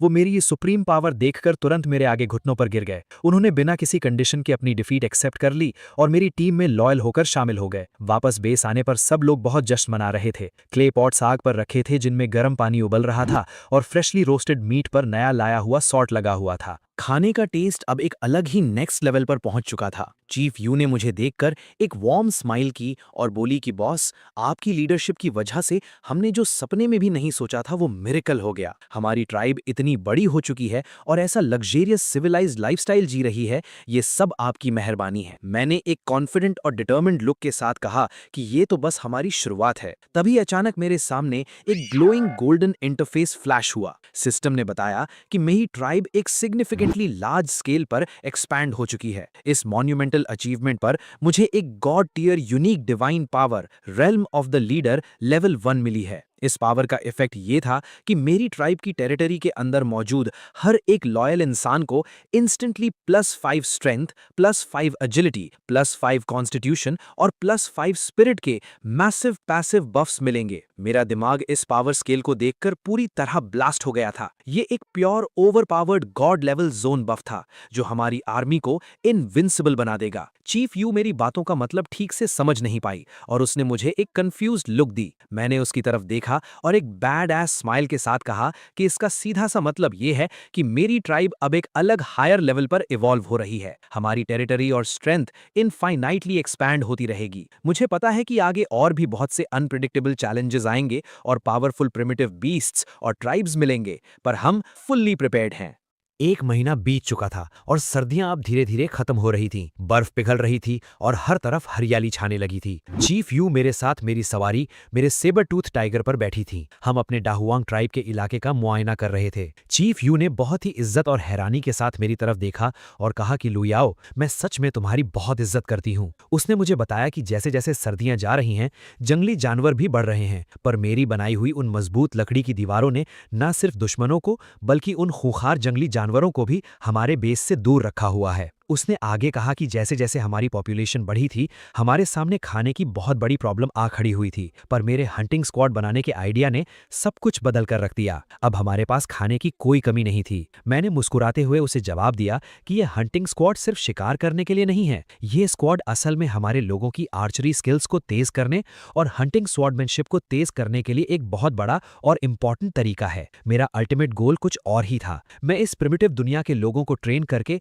एक प्रोफेशनल आर्मी बनाना चाहता था जो किसी भी खतरे का डट कर सामना कर सके। तभी सामने से कुछ साथी भागते हुए हमारी तरफ आए। उसने दूर से ही चिल्लाते हुए कहा कि चीफ, लुयाओ बॉस, आगे कुछ गड़बड़ है। मैंने तुरंत अपने टाइगर को रोका और पूछा कि क्या कोई बहुत बड़ा शिकार है। उसने हांफते हुए बताया कि हमने किसी दूसरे ट्राइब के 2 स्काउट्स को पकड़ा है। मैं तभी निकल पड़ा। मैं थोड़ा हैरान हुआ कि इस इलाके में अभी भी कोई और ट्राइब बची हुई है। खतरे सच में कभी खत्म होने का नाम नहीं लेते। मुहोंग ने गुस्से में बताया कि बॉस, ये दोनों किसी दूसरे कबीले के स्काउट्स हैं और जैसे ही हमारी हंटिंग टीम ने इन्हें देखा, इन्होंने बिना कुछ सोचे समझे सीधे हमारे लोगों पर अपने थ्रोइंग स्पीयर्स से जानलेवा हमला कर दिया था। पर किस्मत अच्छी थी कि हमारे आदमियों के पास बॉस के बनाए हुए डेडली बोस थे, जिनकी वजह से उन्होंने दूर से ही इन दोनों को ईजिली ओवरपावर कर लिया और जिंदा पकड़कर ले आए। मुहोंग ने परेशानी से कहा कि उसने इन दोनों से बहुत कुछ उगलवाने की कोशिश की, पर ये दोनों लिटरली कुछ भी बोलने को तैयार नहीं है। मैंने उन दोनों कैदियों की तरफ देखा। मैंने बहुत ही सख्त आवाज में उनसे पूछा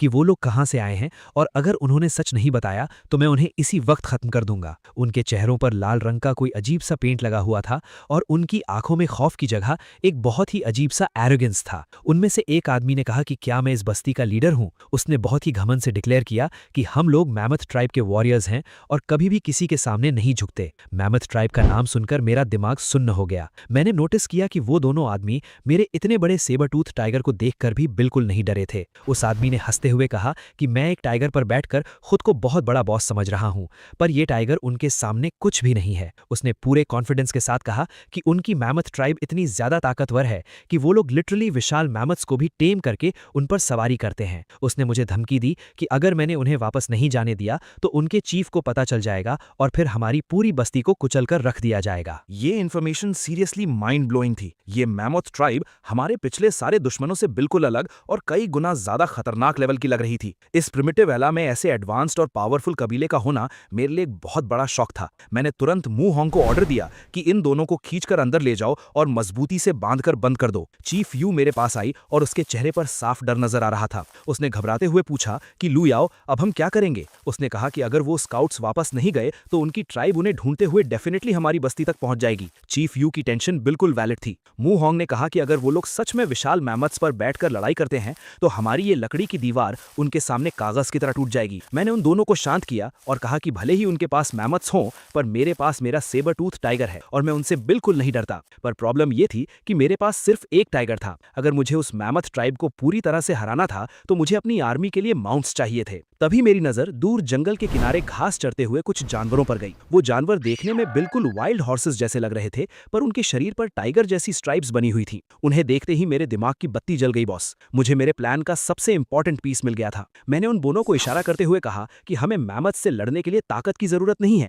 हमें सिर्फ एक चीज चाहिए और वो है स्पीड। अगर हमारे वॉरियर्स इन वाइल्ड हॉर्सेस पर बैठकर लड़ना सीख जाएं तो हम स्पीड में उन भारी भरकम मैमथ्स को इजीली बीट कर देंगे। हजारों सालों की ह्यूमन हिस्ट्री गवाह है कि घोड़े हमेशा से इंसानों के सबसे बेहतरीन और लॉयल साथी रहे हैं। मैंने बिना कोई टाइम वेस्ट किए ऑर्डर दिया कि उन सभी वाइल्ड हॉर्सेस को कैप्चर करके बस्ती में लाया जाए और आज से ही हमारे सारे आदमी हॉर्स राइडिंग की प्रैक्टिस शुरू करेंगे। उस तरफ मैमथ ट्राइब के बेस में एक बहुत ही विशाल और खूंखार दिखने वाला आदमी एक ऊंचे सिंहासन पर बैठा था। उसके चेहरे पर भी वही लाल पेंट था। वो उनका लीडर था। उसके आदमियों ने उसे आकर रिपोर्ट दी कि उनके 2 स्काउट्स मिसिंग हैं और वापस नहीं आए हैं। उस लीडर ने गुस्से में ऑर्डर दिया कि एक मैमथ तैयार करो और जाकर पता लगाओ कि आखिर उन दोनों स्काउट्स के साथ क्या हुआ है। इधर हमारी बस्ती में मैंने सारे फिजिकली स्ट्रांग आदमियों को एक एक वाइल्ड हॉर्स दे दिया था, पर राइडिंग सीखना इतना ईजी नहीं था। वो बेचारे प्रिमिटिव लोग बार बार घोड़ों से जमीन पर गिर रहे थे। मैं उन्हें इंस्ट्रक्ट कर रहा था और उन्हें लगातार प्रैक्टिस करने के लिए फोर्स कर रहा था। तभी मैंने मूहोंग से पूछा कि तुम्हारी आर्चरी की प्रैक्टिस कैसी चल रही है। मूहोंग ने अपना सिर खुजाते हुए कहा कि बॉस, प्रॉब्लम आर्चरी की नहीं है। वो जब भी तीर चलाने के लिए बो स्ट्रिंग को पूरी ताकत से खींचता है तो उसकी रॉ स्ट्रेंथ की वजह से पूरी की पूरी लकड़ी की बो ही बीच से टूट जाती है। ये सच में एक बहुत बड़ा इशू था। मैंने मूहोंग को अपने साथ चलने को कहा। हम बस्ती के उस हिस्से में गए जहां शिकार किए हुए जानवरों का गोश्त रखा जाता था। मैंने वहां से एक मरे हुए जानवर की लंबी सी मोटी नस को उठाया। मैंने मूहोंग को एक्सप्लेन किया कि हम जो बोझ जंगली बेलों से बना रहे थे उनकी टेंशन और स्ट्रेंथ बहुत कम थी, पर अगर हम इन जानवरों की मजबूत नसों का इस्तेमाल करके बो स्ट्रिंग बनाएं तो वो इजीली किसी भी स्ट्रांग वॉरियर की ताकत को बर्दाश्त कर लेगी और कभी नहीं टूटेगी। मैंने मूहोंग को तुरंत बस्ती की कुछ औरतों को बुलाने को कहा जो हाथ के काम में एक्सपर्ट थी, क्योंकि उनका अगला काम था स्ट्रांग बो बनाना। तभी बस्ती के बाहर से शुए क्यू चीखता हुआ भाग कर आया। उसने हाफते हुए कहा कि बॉस, बहुत बड़ी मुसीबत आ गई है। मैमथ ट्राइब के लोग हमारी बस्ती की तरफ आ रहे हैं और उनके साथ सच में एक बहुत बड़ा मैमथ है। मैं तो लिटरली इसी मौके का वेट कर रहा था ताकि मैं अपने नए अपग्रेडेड बोस का लाइव टेस्ट कर सकूं। मैंने तुरंत अपनी बो उठाई और अपने आदमियों के साथ बस्ती के बाहर उस खुले मैदान में पहुंच गया। सामने का नजारा देखकर सच में किसी के भी पसीने छूट जाते। एक बहुत ही विशाल और डरावना मैमथ जमीन को हिलाता हुआ हमारी तरफ आ रहा था। उसके ऊपर मैमथ ट्राइब के कुछ वॉरियर्स बैठे हुए थे। उन दुश्मनों ने हमें देखते ही चिल्लाकर पूछा कि क्या हम ही वो लोग हैं जिन्होंने उनके स्काउट्स को मारा है। मैंने पूरे कॉन्फिडेंस के साथ आगे बढ़कर कहा कि हाँ, वो हमने ही किया है और अब हम तुम बेवकूफों को भी यही मिट्टी में मिलाने वाले हैं। मेरी ये बात सुनकर वो दुश्मन गुस्से से पागल हो गए। उन्होंने कहा कि हम उनकी ताकत का अंदाजा नहीं लगा सकते और वो अपने उस जायंट मैमथ से हम सबको कुचल कर रख देंगे। वो मैमथ सच में किसी चलते फिरते पहाड़ जैसा लग रहा था।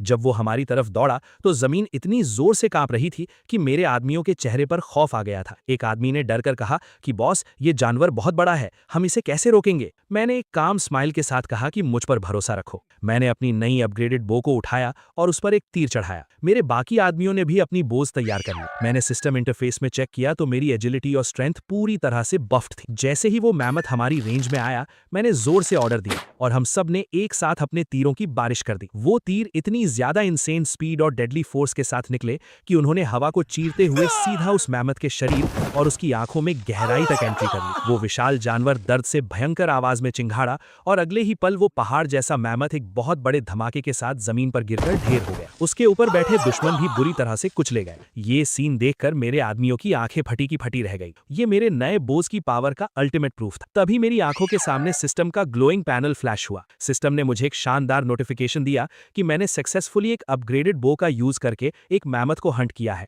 और इस अचीवमेंट के लिए सिस्टम ने मुझे पूरे 20 फ्री स्टैट्स पॉइंट्स का मैसिव रिवॉर्ड दिया। मैं अंदर से खुशी के मारे उछल रहा था। ये तो बस एक ट्रेलर था। मुझे पता था कि अगली बार मैमथ ट्राइब पूरी आर्मी के साथ आएगी और तब लड़ाई बहुत ही ज्यादा ब्रूटल होगी। मैंने अपने आदमियों को ऑर्डर दिया कि इस मरे हुए मैमथ का गोश्त और उसकी नुकीली भारी हड्डियां निकालकर बस्ती में ले चलो। ये हड्डियां हमारे वेपन्स को और भी ज्यादा डेडली बनाने के काम आएंगी। प्रॉब्लम ये थी कि मैमथ का गोश्त इतना ज्यादा भारी और ह्यूज था कि उसे उठाकर ले जाना प्रैक्टिकली इम्पॉसिबल था। मेरे आदमी परेशान थे कि इसे कैसे कैरी करें। मेरे मॉडर्न दिमाग ने तुरंत इसका भी सॉल्यूशन निकाल लिया। मैंने अपने आदमियों से कुछ लकड़ियां कटवाईं और सिस्टम की क्राफ्टिंग नॉलेज का यूज करके मैंने उस प्रिमिटिव दुनिया की सबसे पहली सिंपल वुडन कार्ट बना दिया। जैसे ही वो कार्ट तैयार हुई, सिस्टम ने फिर से फ्लैश होकर मुझे एक नई इन्वेंशन के लिए 5 फ्री स्टैट्स पॉइंट्स रिवॉर्ड कर दिए। मैं तो लिटरली पॉइंट्स की बारिश में नहा रहा था। जब हम वो भारी मैमथ का गोश्त कार्ट पर रखकर बस्ती में लाए तो सारे लोग खुशी से पागल होकर जोर जोर से चिल्लाने लगे। उनके लिए एक मैमथ को मारकर खाना किसी बहुत बड़े चमत्कार और फख्र की बात थी। रात को बस्ती के बीच में एक बहुत बड़ी आग जलाई गई और वो सारा गोश्त भुनने के लिए रख दिया गया। सब लोग उस गोश्त पर टूट पड़ना चाहते थे, पर मैंने उन्हें लाउड आवाज में रुकने को कहा। मैंने डिक्लेयर किया कि ये मैमथ का गोश्त कोई नॉर्मल खाना नहीं है। ये सिर्फ उन असली बहादुर वॉरियर्स को मिलेगा जिन्होंने खुद को साबित किया है। मूहोंग ने हैरानी से पूछा कि बॉस, आपके हिसाब से असली वॉरियर कौन है? मैंने कहा कि आज सिर्फ वो लोग ये गोश्त खाएंगे जिन्होंने हॉर्स राइडिंग को पूरी तरह से मास्टर कर लिया है। मेरी ये बात सुनकर बस्ती के 8 फिजिकली स्ट्रांग और फिट आदमी पूरे कॉन्फिडेंस के साथ आगे आए। उन्होंने कहा कि बॉस, हम घोड़ा चलाना सीख चुके हैं। वो सच में बहुत ही ज्यादा टैलेंटेड और फास्ट लर्नर्स थे। मैंने उन्हें शाबाशी दी और कहा कि आज से तुम 8 लोग मेरी ग्रेट वेस्टलैंड ट्राइब की एलीट स्काउट्स हो। घोड़ों की स्पीड के साथ अब तुम्हारी रेंज बहुत बढ़ गई है। मैंने उन 8 को 2-2 की टीम में डिवाइड किया और उन्हें मैप समझाते हुए ऑर्डर दिया कि कल सुबह होते ही तुम लोग ईस्ट, वेस्ट, नॉर्थ और साउथ चारों डायरेक्शंस में निकल जाओगे। तुम्हारा मिशन मैमथ ट्राइब के मेन बेस को ढूंढना है। मैंने स्ट्रिक्टली कहा कि तुम्हें उनसे लड़ना नहीं है, बस उनकी लोकेशन और एनवायरनमेंट की इन्फॉर्मेशन लेकर सूरज ढलने से पहले वापस आना है। हमें एनिमी को पूरी तरह से स्टडी करना था ताकि हम अपना अल्टीमेट अटैक प्लान कर सकें। अगली सुबह वो स्काउट्स अपने मिशंस पर निकल गए। उधर मैमथ ट्राइब के बेस में उनका लीडर गुस्से से आग बबूला हो रहा था। उसे खबर मिल चुकी थी कि उनका भेजा हुआ मैमथ और आदमी मारे जा चुके हैं। उसने पूरी अल्फा एनर्जी के साथ चिल्लाकर अपनी आर्मी को ऑर्डर दिया कि कल सुबह हमारी पूरी फोर्स उस अनजान बस्ती पर अटैक करेगी और वहां के एक एक इंसान को बेदर्दी से काट कर रख देगी। उसका घमंड आसमान पर था। इधर मैं अपनी गुफा में बिना सोचे समझे दिन रात मेहनत कर रहा था। लकड़ियों को काटना, रस्सियों को बांधना और वेट बैलेंस करना। पूरे एक दिन और एक रात की एक्सट्रीम मेहनत के बाद फाइनली मेरा प्रोजेक्ट कंप्लीट हो गया। जैसे ही मैंने आखिरी रस्सी बांधी, सिस्टम का इंटरफेस एक बहुत ही ब्राइट गोल्डन रोशनी के साथ फ्लैश हुआ। सिस्टम ने मुझे एक एपिक नोटिफिकेशन दिया। मैंने सक्सेसफुली एक हेवी सीज वेपन बना लिया था जिसका नाम था कैटापुल्ट। और सबसे क्रेजी बात ये थी कि इस मैसिव इन्वेंशन के लिए सिस्टम ने मुझे पूरे 30 फ्री स्टैट्स पॉइंट्स का गॉड टियर रिवॉर्ड दिया था। ये सच में अनबिलीवेबल था। मैं बाहर आया तो देखा कि बस्ती में पैनिक का माहौल था। मेरे स्काउट्स वापस आ चुके थे। उन्होंने घबराते हुए मुझे बताया कि मैमथ ट्राइब की पूरी आर्मी हमारे ऊपर हमला करने के लिए निकल चुकी है और वो लोग गिनती में 100 से भी ज्यादा हैं और उनके पास दर्जनों मैमथ्स हैं। चीफ यू और बाकी सब लोग बहुत ज्यादा डरे हुए थे। उनके हिसाब से 100 लोगों और इतने सारे मैमथ्स के सामने हमारी बस्ती बिल्कुल भी सर्वाइव नहीं कर सकती थी। मैंने मुस्कुराते हुए अपने आदमियों को ऑर्डर दिया कि मेरे उस नए वेपन को बाहर मैदान में खींच कर लाओ। जब वो विशाल वुडन ट्रेबुशे बाहर आया तो सब उसे देखकर हैरान रह गए। किसी को समझ नहीं आ रहा था कि ये लकड़ी का ढांचा क्या है। मैंने चीफ यू से कहा कि ये ट्रेबुशे हमारे दुश्मनों के मैमथ्स को दूर से ही कुचल कर रख देगा, पर मेरी नजर उन 8 स्काउट्स पर गई। मैंने नोटिस किया कि सूरज छुपने वाला था, पर ईस्ट डायरेक्शन में गए हुए 2 स्काउट्स अभी तक वापस नहीं आए थे। कुछ ही देर में वो दोनों भी बुरी हालत में भागते हुए वापस आ गए। उन्होंने आते ही मुझे माफी मांगते हुए कहा कि बॉस, हमें माफ कर दीजिए, हम लेट हो गए। मैंने उनसे पूछा कि क्या उन्हें ईस्ट डायरेक्शन में मैमथ ट्राइब का बेस मिला। उन्होंने उदास होकर कहा कि नहीं बॉस, हमें कोई एनिमी बेस नहीं मिला। उन्होंने बताया कि ईस्ट डायरेक्शन में आगे जाकर एक बहुत बड़ा दलदल है और उसके ठीक आगे एक बहुत ही गहरी खाई है। उन्होंने बताया कि उनके घोड़े उस दलदल की कीचड़ में बुरी तरह से फंस गए थे और उन्हें बाहर निकालने में उन्हें इतना टाइम लग गया। ये सुनकर मेरे दिमाग में इलेक्ट्रिसिटी सी दौड़ गई। उनके लिए ये एक यूजलेस इन्फॉर्मेशन थी, पर मेरे मॉडर्न गेमर दिमाग के लिए ये दलदल और खाई की लोकेशन किसी मास्टर स्ट्रोक से कम नहीं थी। मैंने एक बहुत ही खतरनाक स्माइल के साथ सबसे कहा कि ये दलदल हमारे लिए एक जैकपॉट है। अगर हमारे घोड़े उसमें फंस सकते हैं तो सोचो उन भारी भरकम मैमथ्स का उस कीचड़ में क्या हाल होगा। मैंने अपनी पूरी आर्मी को ऑर्डर दिया कि रात भर आराम करो, कल सुबह हम मैमथ ट्राइब का इंतजार नहीं करेंगे, बल्कि हम खुद उन पर हमला करेंगे। अगली सुबह मैं अपने सेबर टूथ टाइगर पर और मेरी कैवलरी अपने वाइल्ड हॉर्सेस पर पूरी तरह से तैयार थी। चीफ यू मेरे साथ टाइगर पर बैठी थी। वो बहुत डरी हुई थी, पर मैंने उसे एश्योरेंस दिया कि जीत हमारी ही होगी। हम लोग उस ईस्ट डायरेक्शन वाले दलदल की तरफ बढ़े। मैंने अपने 2 सबसे फास्ट घुड़सवारों को बुलाया और उन्हें अपना प्लान समझाया। मैंने उनसे कहा कि तुम दोनों आगे जाओगे और मैमथ ट्राइब की आर्मी को ढूंढोगे। जैसे ही वो तुम्हें देखें, तुम्हें उनसे लड़ना नहीं है, बल्कि उन्हें चिढ़ाते हुए भागना है और उन्हें सीधा इस दलदल की तरफ अट्रैक्ट करके लाना है। वो दोनों तुरंत अपने मिशन पर निकल गए। कुछ ही देर में जंगल के उस पार से हमें मैमथ ट्राइब की आर्मी आती हुई दिखाई दी। उनका लीडर सबसे आगे एक बहुत बड़े मैमथ पर बैठा था। मेरे दोनों स्काउट्स उनके आगे आगे अपने घोड़ों पर भाग रहे थे। मैमथ ट्राइब का लीडर हमारे घोड़ों की स्पीड देखकर पूरी तरह से फ्रस्ट्रेट हो रहा था। उसने चिल्लाकर अपने आदमियों से कहा कि ये जानवर भले ही फास्ट हैं, पर इनके पास हमारे मैमथ जैसे पावर नहीं है, इसलिए इन्हें लगातार चेस करो। वो बेवकूफ अपने घमंड में अंधे होकर सीधा मेरे बिछाए हुए जाल की तरफ आ रहे। मेरे दोनों स्काउट्स तेजी से उस दलदल वाले एरिया को पार करके सेफ जगह पर आ गए, पर मैमथ ट्राइब की भारी भरकम आर्मी जैसे ही उस दलदल वाले इलाके में घुसी, उनके जाइंट मैमथ्स के पैर उस गहरी कीचड़ में धंसने लगे। कुछ ही सेकंड्स में वो सारे मैमथ्स बुरी तरह से उस दलदल में फंसकर इमोबिलाइज हो गए। वो जितना हिलने की कोशिश करते, वो उतना ही अंदर धंसते जाते। मैमथ ट्राइब का लीडर पूरी तरह से शॉक में था। उसे समझ नहीं आ रहा था कि अचानक से ये क्या हो गया। वो जोर जोर से चिल्ला रहा था कि ये कोई जादू है। तभी मैं अपने टाइगर पर बैठकर एक ऊंचे पहाड़ पर सामने आया। मैंने अपना हाथ उठाया और अपने आदमियों को ऑर्डर दिया कि ट्रेब्यूशे को फायर फायर करो। मेरे आदमियों ने उस जायंट कैटेपुल्ट की रस्सी काट दी और एक बहुत ही विशाल और भारी पत्थर हवा में उड़ता हुआ सीधा मैमथ ट्राइब की आर्मी के बीच में जाकर गिरा। उस पत्थर के इम्पैक्ट से वहां एक बहुत बड़ा धमाका हुआ और कई दुश्मन वहीं कुचले गए। मैमथ ट्राइब का लीडर ये तबाही देखकर लिटरली सदमे में चला गया था। उसे अपनी आंखों पर विश्वास नहीं हो रहा था कि आसमान से पत्थर कैसे गिर रहे हैं। मैंने बिना टाइम वेस्ट किए अपनी कैवलरी को ऑर्डर दिया कि दुश्मनों को पीछे से घेर लो। हमारे वॉरियर्स ने अपने अपग्रेडेड बोट से दलदल में फंसे हुए दुश्मनों पर तीरों की बारिश शुरू कर दी। एनिमी आर्मी पूरी तरह से हेल्पलेस थी। उनका लीडर गुस्से में पागल होकर मेरे सामने आया और उसने मुझे चैलेंज किया। उसने कहा कि अगर मुझ में हिम्मत है तो मैं उससे 1-on-1 फाइट करूं। वो सच में एक बहुत बड़ा और मस्कुलर मॉन्स्टर था। मैंने अपने टाइगर से छलांग लगाई और सीधा उसके सामने लैंड किया। मैंने सिस्टम ओपन किया और अपनी एजिलिटी और स्ट्रेंथ को पूरी तरह से मैक्स आउट कर दिया। मैंने अपनी उस स्पेशल बोन आर्मर को पहना हुआ था जो मैंने हॉर्न्ड ड्रैगन की प्लेट से बनाई थी। उसने अपनी पूरी ताकत से अपने भारी हथियार से मुझ पर हमला किया, पर मेरी स्पीड इतनी ज्यादा इंसेन थी कि मैं इजीली उसके वार से बच गया। मैंने अपनी पूरी एनहांस्ड स्ट्रेंथ के साथ उसके चेहरे पर एक ऐसा जोरदार मुक्का मारा कि वो हवा में उड़ता हुआ सीधा उस कीचड़ में जा गिरा। एक ही मुक्के में हारते देखकर मैमथ ट्राइब के बचे हुए आदमियों की हिम्मत पूरी तरह से टूट गई। उन्होंने अपने हथियार फेंक दिए और जमीन पर घुटनों के बल बैठकर अपनी जान की भीख मांगने लगे।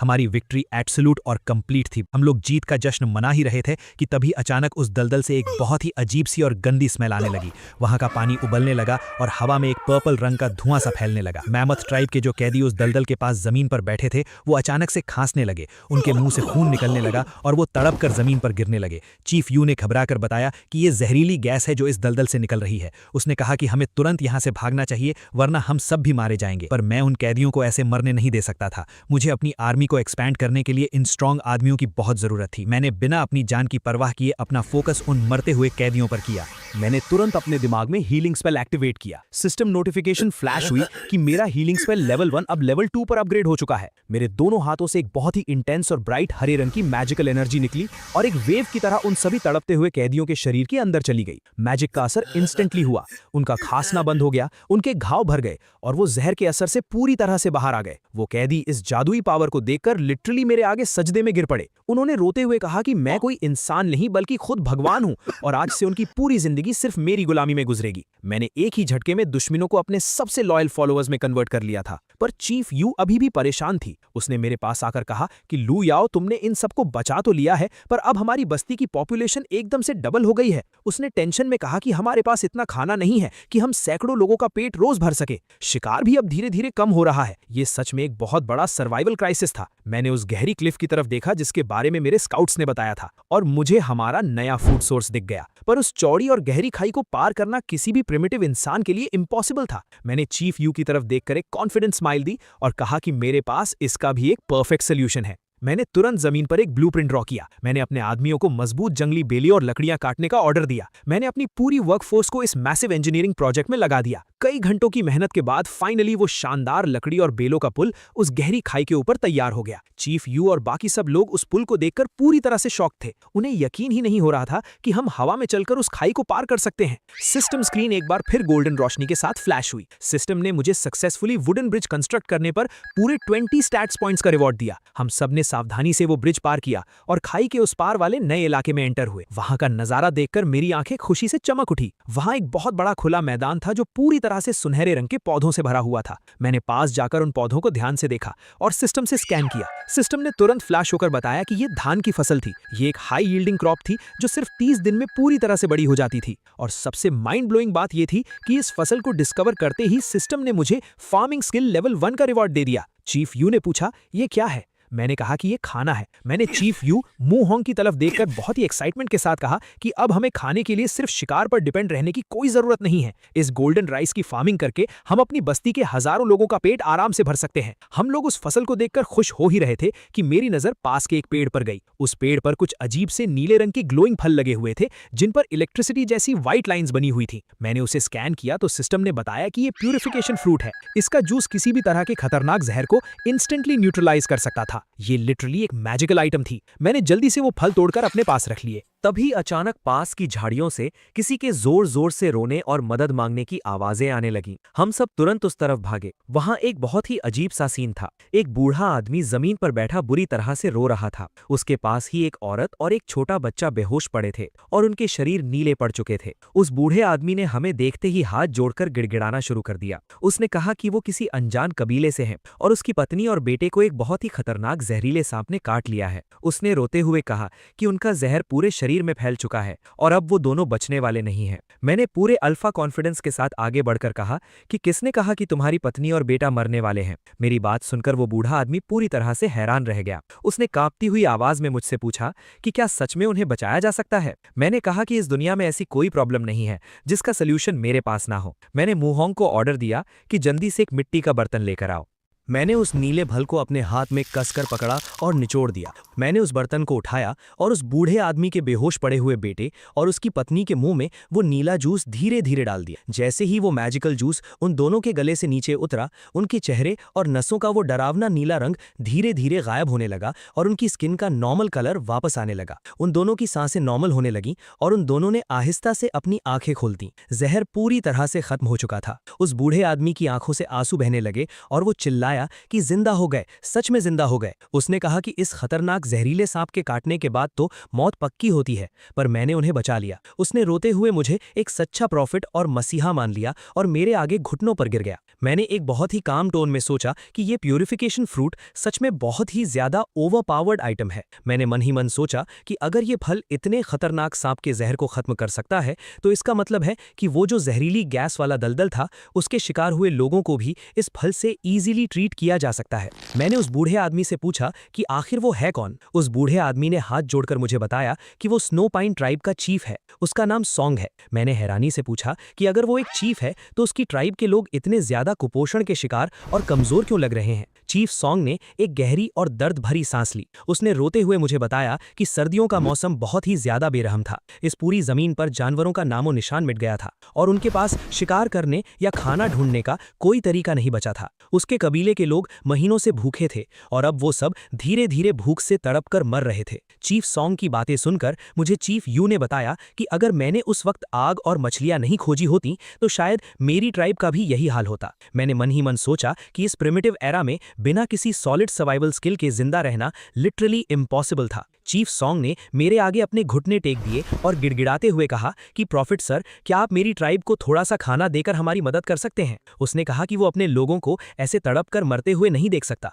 मैंने उसे बीच में ही रोक दिया। मैंने उससे कहा कि मैं तुम्हें खाना सिर्फ एक ही शर्त पर दूंगा और वो शर्त यह है कि तुम्हें अपनी पूरी स्नो पाइन ट्राइब के साथ मेरी ग्रेट वेस्टलैंड ट्राइब को ज्वाइन करना होगा। मेरी ये बात सुनकर चीफ सॉन्ग पूरी तरह से हैरान रह गया। इस प्रिमिटिव दुनिया का रूल था कि कोई भी लीडर मरने से पहले हार नहीं मानता था, पर चीफ सॉन्ग एक हारा हुआ और थका हुआ इंसान था। उसने भरे हुए गले से कहा कि मैं ऑलरेडी एक बहुत ही फेलियर चीफ हूं और आपने मेरे परिवार की जान बचाई है। उसने बिना किसी हेजिटेशन के कहा कि वो और उसकी पूरी ट्राइब मेरी गुलामी करने के लिए पूरी तरह से तैयार है। उसकी ये बात सुनकर मैंने कहा कि बहुत बढ़िया, अब मैं तुम्हारे भूखे लोगों को मरने नहीं दूंगा। चीफ यू मेरे पास आई और उसने बहुत ही टेंशन में मुझसे पूछा कि लू याओ, हम इन सबके लिए अचानक से इतना सारा खाना कहां से लाएंगे। मैंने उसे एक मिस्टीरियस लुक दिया और कहा कि खाना तो हमारे बिल्कुल सामने है। मैं उस गोल्डन राइस के खेत की तरफ मुड़ा। चीफ यू पूरी तरह से कंफ्यूज थी। मैंने उसे और बाकी लोगों को समझाया कि इस फसल को अगर हम सही तरीके से उगाएं तो हमें शिकार पर डिपेंड रहने की जरूरत ही नहीं पड़ेगी।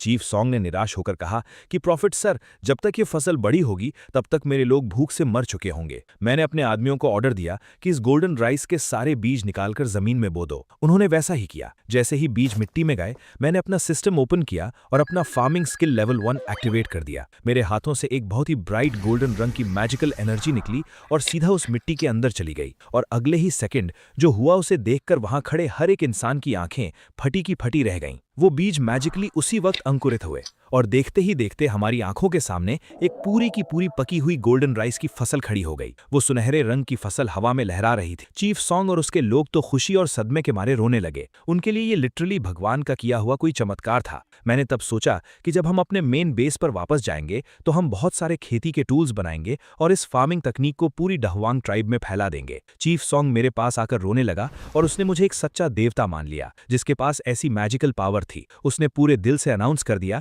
कि आज से पूरी स्नो पाइन ट्राइब सिर्फ और सिर्फ मेरी कमांड मानेगी और मेरे अंडर काम करेगी। मैंने कहा कि ठीक है, जब तक हम यहाँ हैं हम यहाँ कुछ दिन और रुकेंगे और इस जगह को अपने एम्पायर का एक नया हिस्सा बनाएंगे। ये नई जमीन काफी उपजाऊ थी और मेरे फ्यूचर एक्सपेंशन प्लान्स के लिए बहुत इंपॉर्टेंट थी। फिर मैंने मैमथ ट्राइब को भी प्यूरिफिकेशन फ्रूट का इस्तेमाल करने दिया। वो मेरे शुक्रगुजार थे। तभी अचानक मेरी कानों में सिस्टम इंटरफेस का आवाज आया। सिस्टम ने मुझे एक बहुत ही एपिक नोटिफिकेशन दिया। मैंने सक्सेसफुली 2 नई ट्राइब्स यानी मैमथ ट्राइब और स्नो पाइन ट्राइब को अपने एम्पायर में मिला लिया था। इस मैसिव एक्सपेंशन के लिए सिस्टम ने मुझे पूरे 30 फ्री स्टैट्स पॉइंट्स का रिवॉर्ड दिया और सबसे बड़ी बात यह थी कि मेरा ruler of the land skill जो लेवल 1 पर था वो अब सीधा अपग्रेड होकर लेवल 2 पर पहुंच गया था। सिस्टम ने बताया कि अब मेरी टेरिटरी के अंदर मौजूद मेरी आर्मी के हर एक इंसान की स्ट्रेंथ, एजिलिटी, कॉन्स्टिट्यूशन और स्पिरिट में ऑटोमेटिकली +10 स्टैट्स पॉइंट्स का मैसिव बफ ऐड हो जाएगा। ये कोई नॉर्मल बफ नहीं था। +10 स्टैट्स पॉइंट्स का मतलब था कि मेरा हर एक ऑर्डिनरी वॉरियर अब एक सुपर ह्यूमन बन चुका था। मेरी आर्मी अब प्रैक्टिकली इनविंसिबल हो चुकी थी। मैं खुशी से अंदर ही अंदर झूम रहा था। चीफ यू ने मुझसे पूछा कि लू याओ अब हमारा अगला प्लान क्या है। मैंने उस स्नो पाइन ट्राइब के इलाके को ध्यान से देखा। ये जगह बहुत ही स्ट्रेटेजिक थी और इसे हम अपने एम्पायर के एक नए आउटपोस्ट की तरह यूज कर सकते थे। मैंने चीफ यू से कहा कि हम इस जगह को ऐसे ही खुला नहीं छोड़ सकते। हमें यहाँ भी दुश्मनों और जंगली जानवरों से बचने के लिए एक मजबूत लकड़ी की दीवार बनानी होगी। चीफ यू ने तुरंत हाँ कर दी क्योंकि उन्हें अब तक दीवार बनाने का पूरा एक्सपीरियंस हो चुका था। हमने तुरंत काम शुरू कर दिया। लकड़ियां काटी गईं और बहुत ही तेजी से उस स्नो पाइन ट्राइब के चारों तरफ भी एक अभेद्य किला खड़ा हो गया। अब वो जगह पूरी तरह से सेफ थी। चीफ यू ने कहा कि अब हमें अपनी मेन सेटलमेंट वापस चलना चाहिए क्योंकि हमने यहाँ बहुत सारे रिसोर्सेज जमा कर लिए हैं। मैंने कहा कि हम सब वापस नहीं जाएंगे। अगर हमने इस जगह को खाली छोड़ दिया तो कोई और दुश्मन इस पर कब्जा कर लेगा। हमें यहाँ एक बहुत ही स्ट्रांग लीडर को छोड़ना होगा जो इस आउटपोस्ट को प्रोटेक्ट कर सके। मैंने पीछे मुड़कर देखा और शू क्यू को आवाज लगाई। शू क्यू जो कभी मेरा दुश्मन था अब मेरा सबसे लॉयल और स्ट्रांग वॉरियर बन चुका था। मैंने उसे ऑर्डर दिया कि वो अपने साथ कुछ सबसे बेहतरीन वॉरियर्स को लेकर यहीं रुकेगा और इस नए इलाके को डेवलप करेगा। मैंने उससे स्ट्रिक्टली कहा कि अगर यहाँ कोई भी खतरा आए तो वो तुरंत घोड़े पर एक मैसेंजर भेजकर मुझे अलर्ट करेगा। शू क्यू ने पूरे जोश और इज्जत के साथ अपना सिर झुकाया और मेरी कमांड को एक्सेप्ट कर ली। वो जानता था कि ये मेरे एम्पायर को एक्सपैंड करने का पहला और सबसे इंपॉर्टेंट स्टेप था। भले ही उसे मुझसे दूर रहना था पर वो मेरे मिशन के लिए अपनी जान देने को भी तैयार था। इन सारे अरेंजमेंट्स के बाद मैं चीफ यू और अपनी बाकी आर्मी के साथ अपनी मेन सेटलमेंट वापस आ गया। वहां पहुंचते ही मैंने सबसे पहले अपनी एग्रीकल्चरल रेवोल्यूशन को आगे बढ़ाया। मैंने अपने आदमियों से खेत तैयार करवाए और वो सारे गोल्डन राइस के बीज और दूसरे मैजिकल पौधे वहां बो दिए। मैंने फिर से अपना फार्मिंग स्किल यूज किया और कुछ ही सेकंड्स में हमारे पास इतना सारा अनाज आ गया कि हम उसे देखकर हैरान थे। एक आदमी ने खुशी से चिल्लाकर कहा कि ये फसल तो इतनी ज्यादा है कि हम दिन में 5 बार भी खाएं तो भी ये खत्म नहीं होगी। पर मैं इस प्रिमिटिव दुनिया के खतरों को बहुत अच्छी तरह से जानता था। यहाँ कभी भी कोई नेचुरल डिजास्टर या भयानक सर्दियां आ सकती थी। मैंने उन्हें डांटते हुए कहा कि खाने को वेस्ट करने की कोई जरूरत नहीं है। मैंने ऑर्डर दिया कि तुरंत एक बहुत बड़ा ग्रैनरी या अनाज गोदाम बनाया जाए और ये सारा एक्स्ट्रा अनाज वहां सेफ रखा जाए।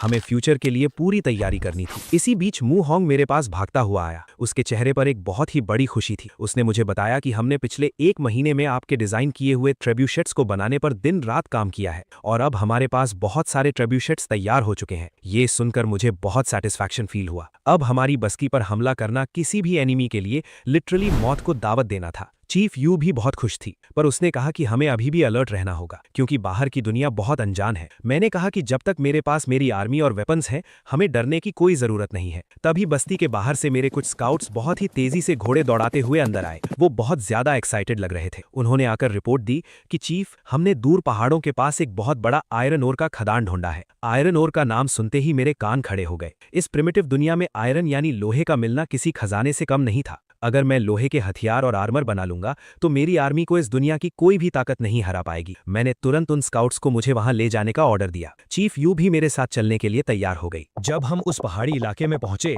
तो वहां सच में बहुत सारा प्योर आयरन ओर मौजूद था। चीफ यू उसे देखकर बहुत खुश हुई और कहने लगी कि लुयाओ, तुमने सच में हमारी किस्मत बदल दी है। पर तभी मेरे स्काउट्स ने मुझे अलर्ट किया कि हम यहाँ अकेले नहीं हैं। उन्होंने बताया कि उस खदान के पास कुछ अनजान लोग भी मौजूद हैं और ऐसा लग रहा है कि वो भी इस लोहे पर कब्जा करना चाहते हैं। मैंने दूर से नोटिस किया कि वो लोग सच में किसी अनजान ट्राइब के मेंबर्स थे। चीफ यू ने टेंशन में आकर कहा कि लुयाओ, हमारे पास अभी सिर्फ 3 लोग हैं और वो लोग गिनती में बहुत ज्यादा हैं। हमें वापस जाकर अपनी आर्मी लानी चाहिए। आर्मी की कोई जरूरत नहीं है, मेरी इंडिविजुअल स्ट्रेंथ ही काफी है। पर तभी उन दुश्मनों के बीच से एक औरत बाहर आई। उसका पूरा गेटअप बहुत ही डरावना और मिस्टीरियस था। उसने जानवरों की खाल पहनी हुई थी और उसके चेहरे पर आंखों के ठीक नीचे नीले रंग की वर्टिकल लाइंस बनी हुई थीं। सबसे अजीब बात यह थी कि उसने अपने सिर पर एक बहुत ही बड़ा और सींगों वाला किसी जानवर का कंकाल या स्कल पहना हुआ था। वो दिखने में किसी चुड़ैल या विच जैसी लग रही थी। उसने हमें देखकर बहुत ही घमंड से कहा कि तुम लोग कौन हो जो मेरी शैन नवी ट्राइब के खजाने पर नजर डाल रहे हो। उसने कहा कि अगर तुम अपनी जान बचाना चाहते हो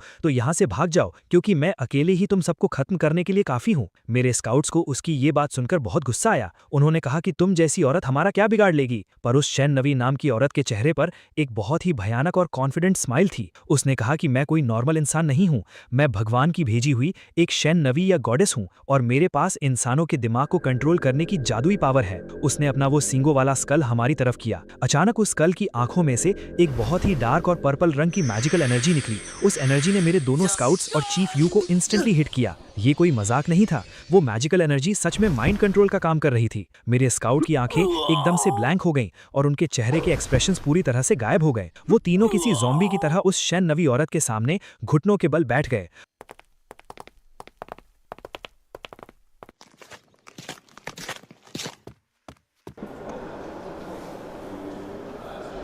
मैं बहुत ज्यादा गुस्से में था। चीफ यू और मेरे सबसे अच्छे स्काउट्स उस चुड़ैल के कंट्रोल में थे। वो शैन नवी औरत सच में एक बहुत बड़ा खतरा थी। मुझे समझ आ गया था कि वो कोई नॉर्मल फाइटर नहीं है, बल्कि वो साइकिक अटैक्स करती है। तभी बस्ती के गेट पर एक बहुत ही अजीब सी हलचल हुई। मैंने देखा कि श्यू ख्यू, जो स्नो पाइन आउटपोस्ट पर था, वो अपने घोड़े पर बुरी तरह से घायल हालत में बस्ती के अंदर आ रहा था। उसका घोड़ा हाँफ रहा था और शूचू के चेहरे पर बहुत ज्यादा पैनिक था। वो सीधा मेरे पास आया और उसने कहा कि बहुत बड़ी मुसीबत आ गई है। चीफ यू को एक बहुत ही खतरनाक जहरीले सांप ने काट लिया है और वो मरने वाली है। आपको तुरंत मेरे साथ चलना होगा। उसकी ये बात सुनते ही बस्ती के बाकी लोग पैनिक करने लगे। मू होंग ने तुरंत मुझसे कहा कि हमें जल्दी चलना चाहिए, पर मेरा मॉडर्न गेमर दिमाग उस सिचुएशन को बहुत ही अलग तरीके से एनालाइज कर रहा था। मैंने शूचू की आंखों में देखा, उसकी बॉडी लैंग्वेज, उसके बात करने का तरीका, सब कुछ बहुत ही ज्यादा रोबोटिक और अननेचुरल लग रहा था। वो हमेशा मुझे पूरे रिस्पेक्ट के साथ रिपोर्ट करता था, पर इस वक्त उसकी आवाज में वो इमोशन नहीं था। मैंने तुरंत समझ लिया कि दाल में कुछ काला है। मैंने मू होंग को एक इशारा किया।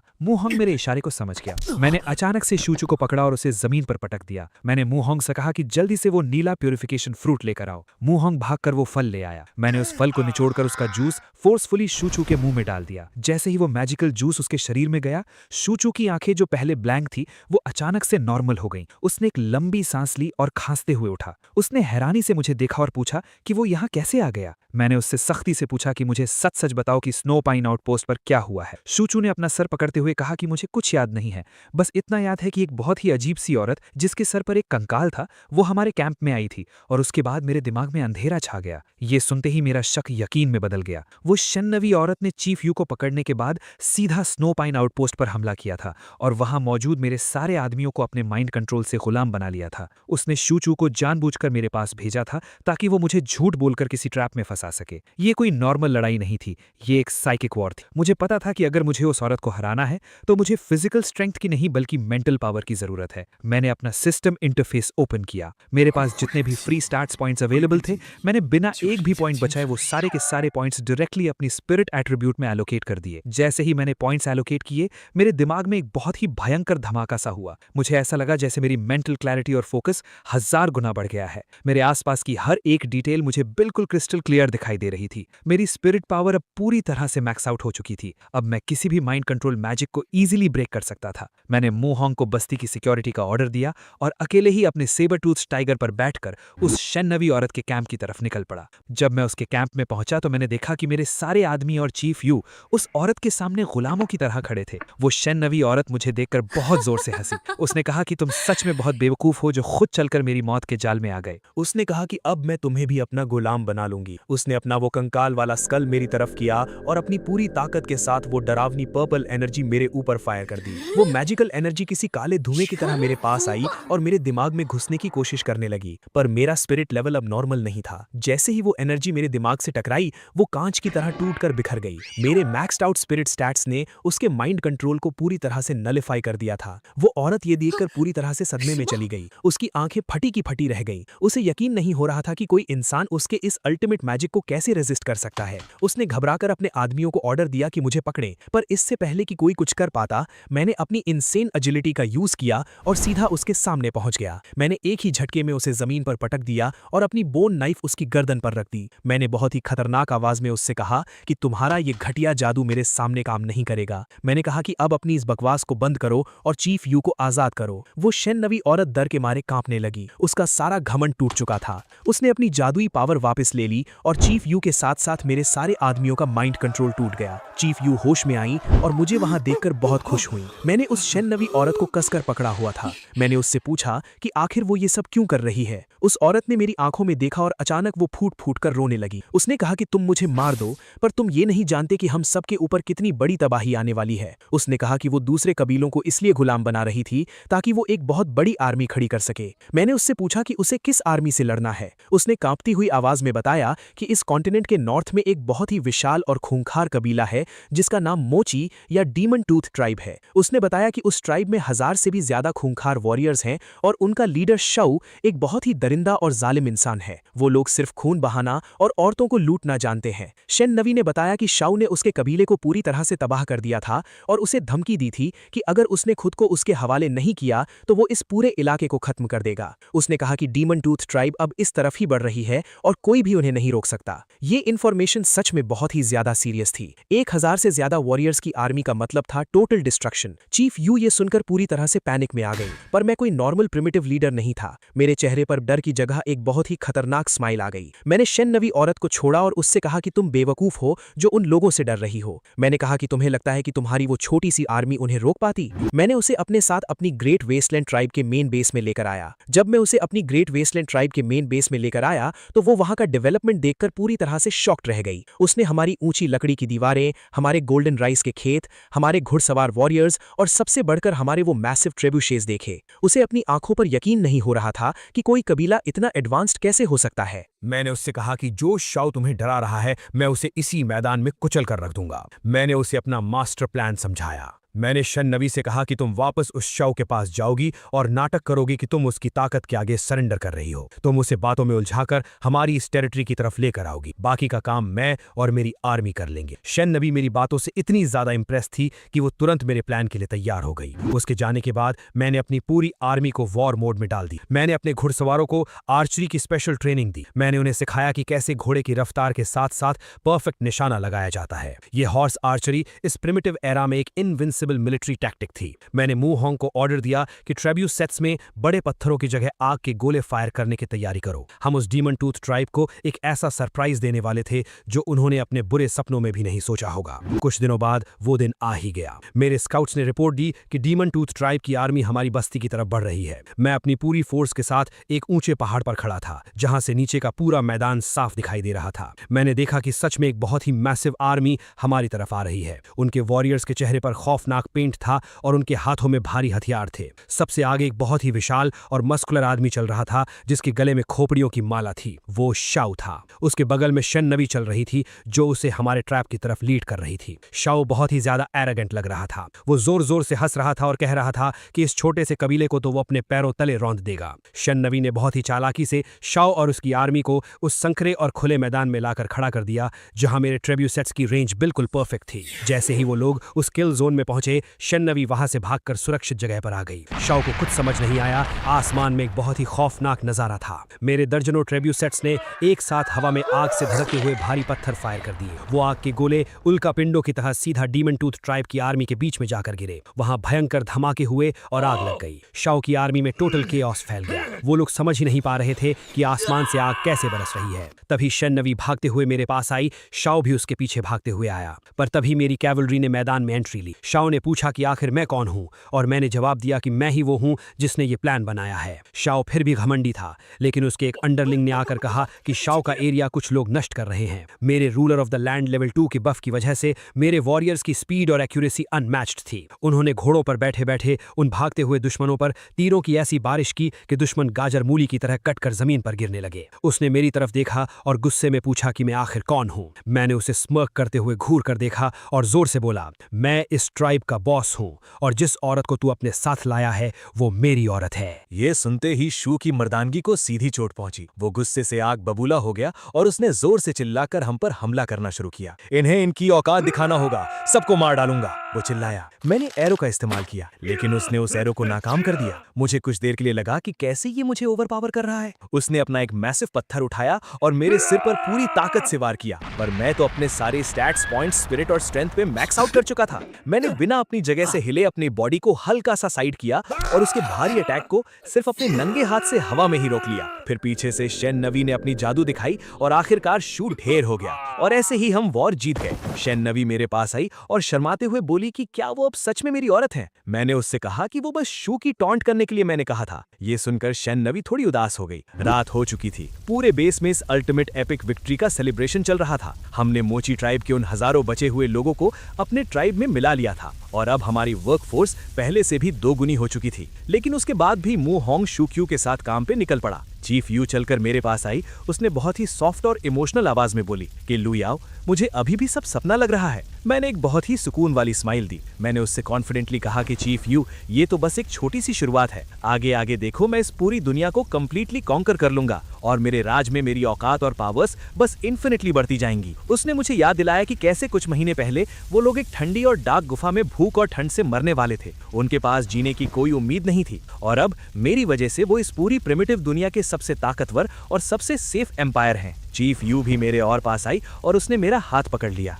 मैंने भी उसके कंधे को सहलाया। शेन नवी तभी मेरे पास आई। उसने बड़ी ही शांति से मुझे बताया कि उसने सभी नए लोगों और कैप्टिव्स के लिए हाउसेज अरेंज कर दिए हैं और अब मुझे और चीफ यू को आराम करना चाहिए। मैंने भी चीफ यू को कहा कि वो बहुत टाइम से कैप्टिव थे, इसलिए उसे रेस्ट लेना चाहिए। लेकिन चीफ यू बड़ी ही शर्माते हुए मुझसे पूछा कि लू याओ, क्या आज रात हम दोनों एक साथ एक ही टेंट में सो सकते हैं? उसकी आंखों में एक अजीब सी चमक थी और उसकी इस रिक्वेस्ट को सुनकर मैं थोड़ा सा चौंक गया। मैंने एक प्रिंस की तरह उसे कैरी किया और स्माइल की और कहा कि हाँ बिल्कुल, आज रात हम एक साथ आराम करेंगे। हम दोनों ने टेंट में आराम से रात बिताया।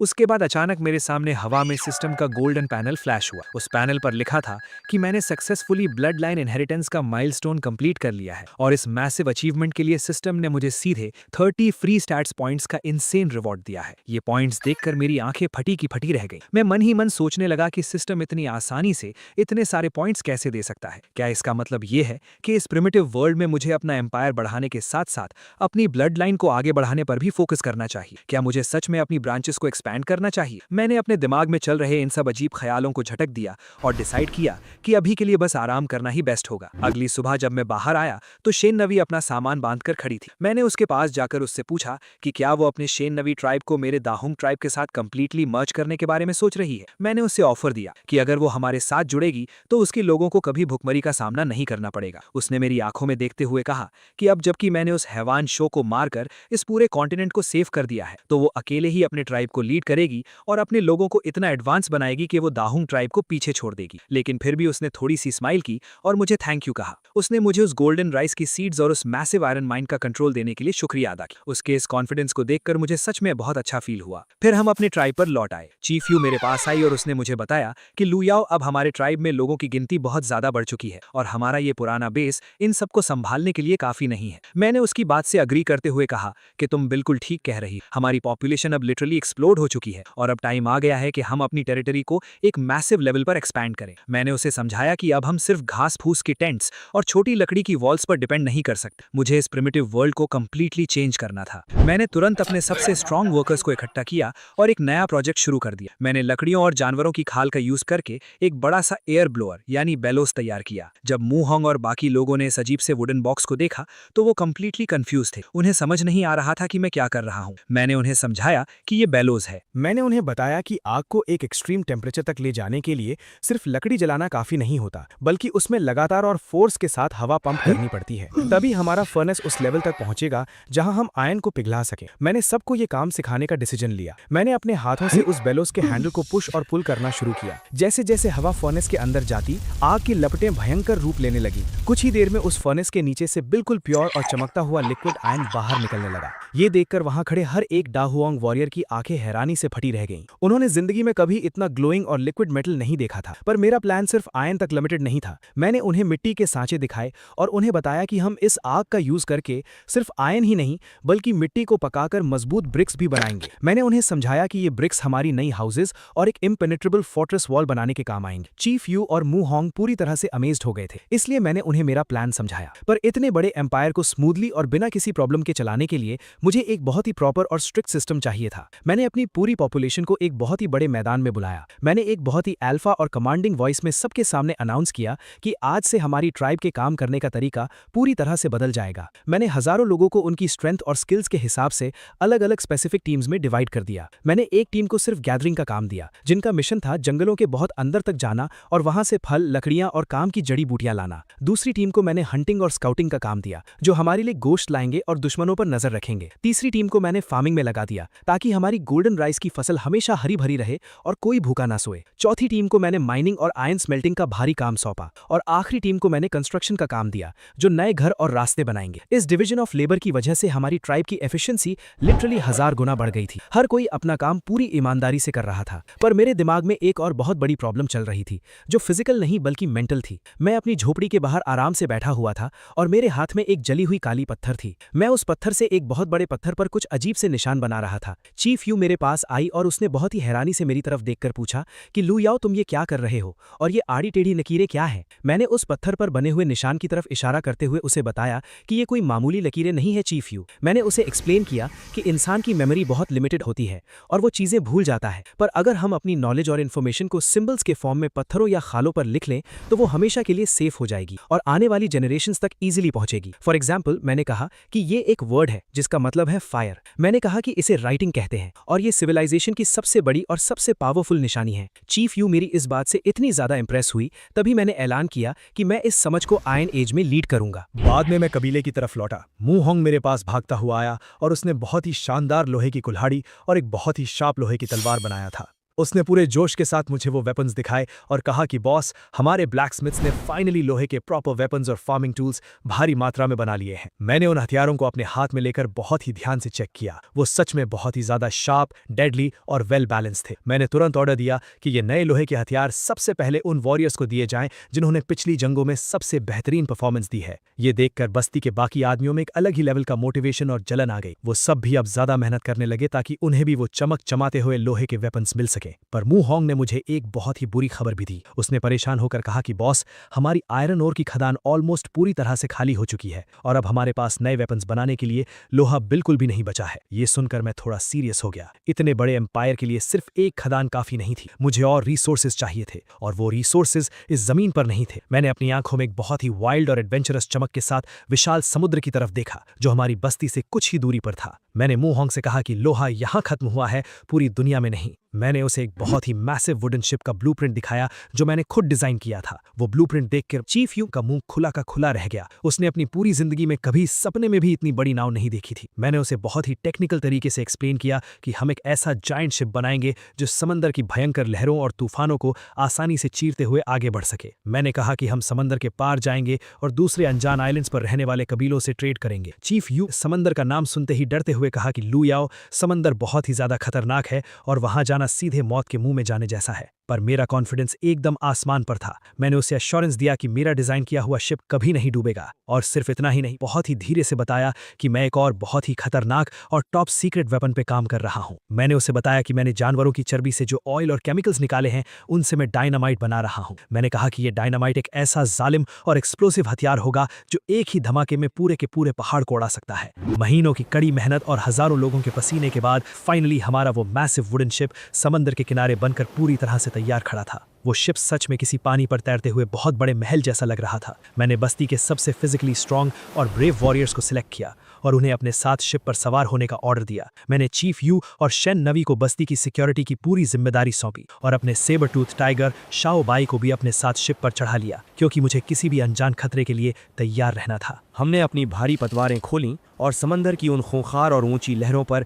अपनी एपिक जर्नी शुरू कर दी। हवा बहुत तेज थी और समंदर का नमकीन पानी हमारे चेहरों पर बहुत जोरों से टकरा रहा था। मेरे वॉरियर्स शुरुआत में पानी को देखकर थोड़े डरे हुए थे, पर धीरे धीरे उन्हें इस सफर में मजा आने लगा। कई दिनों की लगातार सेलिंग के बाद फाइनली हमारे शिप के टॉप पर बैठे हुए स्काउट्स ने जोर से चिल्लाकर अलर्ट किया कि उन्हें सामने एक आइलैंड दिखाई दे रहा है। मैंने तुरंत शिप को उस आइलैंड के किनारे लगाने का ऑर्डर दी। जैसे ही हम उस आइलैंड पर उतरे, वहां के लोकल प्रिमिटिव लोग अपने पत्थर के भालों और तीरों के साथ हमारे सामने आ गए। वो लोग बहुत ही ज्यादा अग्रेसिव और डरे हुए लग रहे थे। उनका लीडर आगे आया और उसने गुस्से में चिल्लाकर अपनी अजीब सी भाषा में पूछा कि हम लोग कौन हैं और उनके आइलैंड पर क्या करने आए हैं। उसने धमकी दी कि अगर हम एक कदम भी आगे बढ़े तो वो हमें वहीं मार देंगे। मेरे वॉरियर्स भी लड़ने के लिए तुरंत तैयार हो गए, पर मैंने उन्हें रुकने का इशारा किया। मुझे यहाँ खून नहीं बहाना था, मुझे ट्रेड करना था और अपना दिमाग यूज करना था। मैंने अपने आदमियों से वो खूबसूरत मिट्टी के बने हुए क्ले पॉट्स मंगवाए जो हमने बनाए थे। मैंने उस लीडर को वो बर्तन दिखाए और पूरे कॉन्फिडेंस के साथ कहा कि हम दुश्मन नहीं हैं।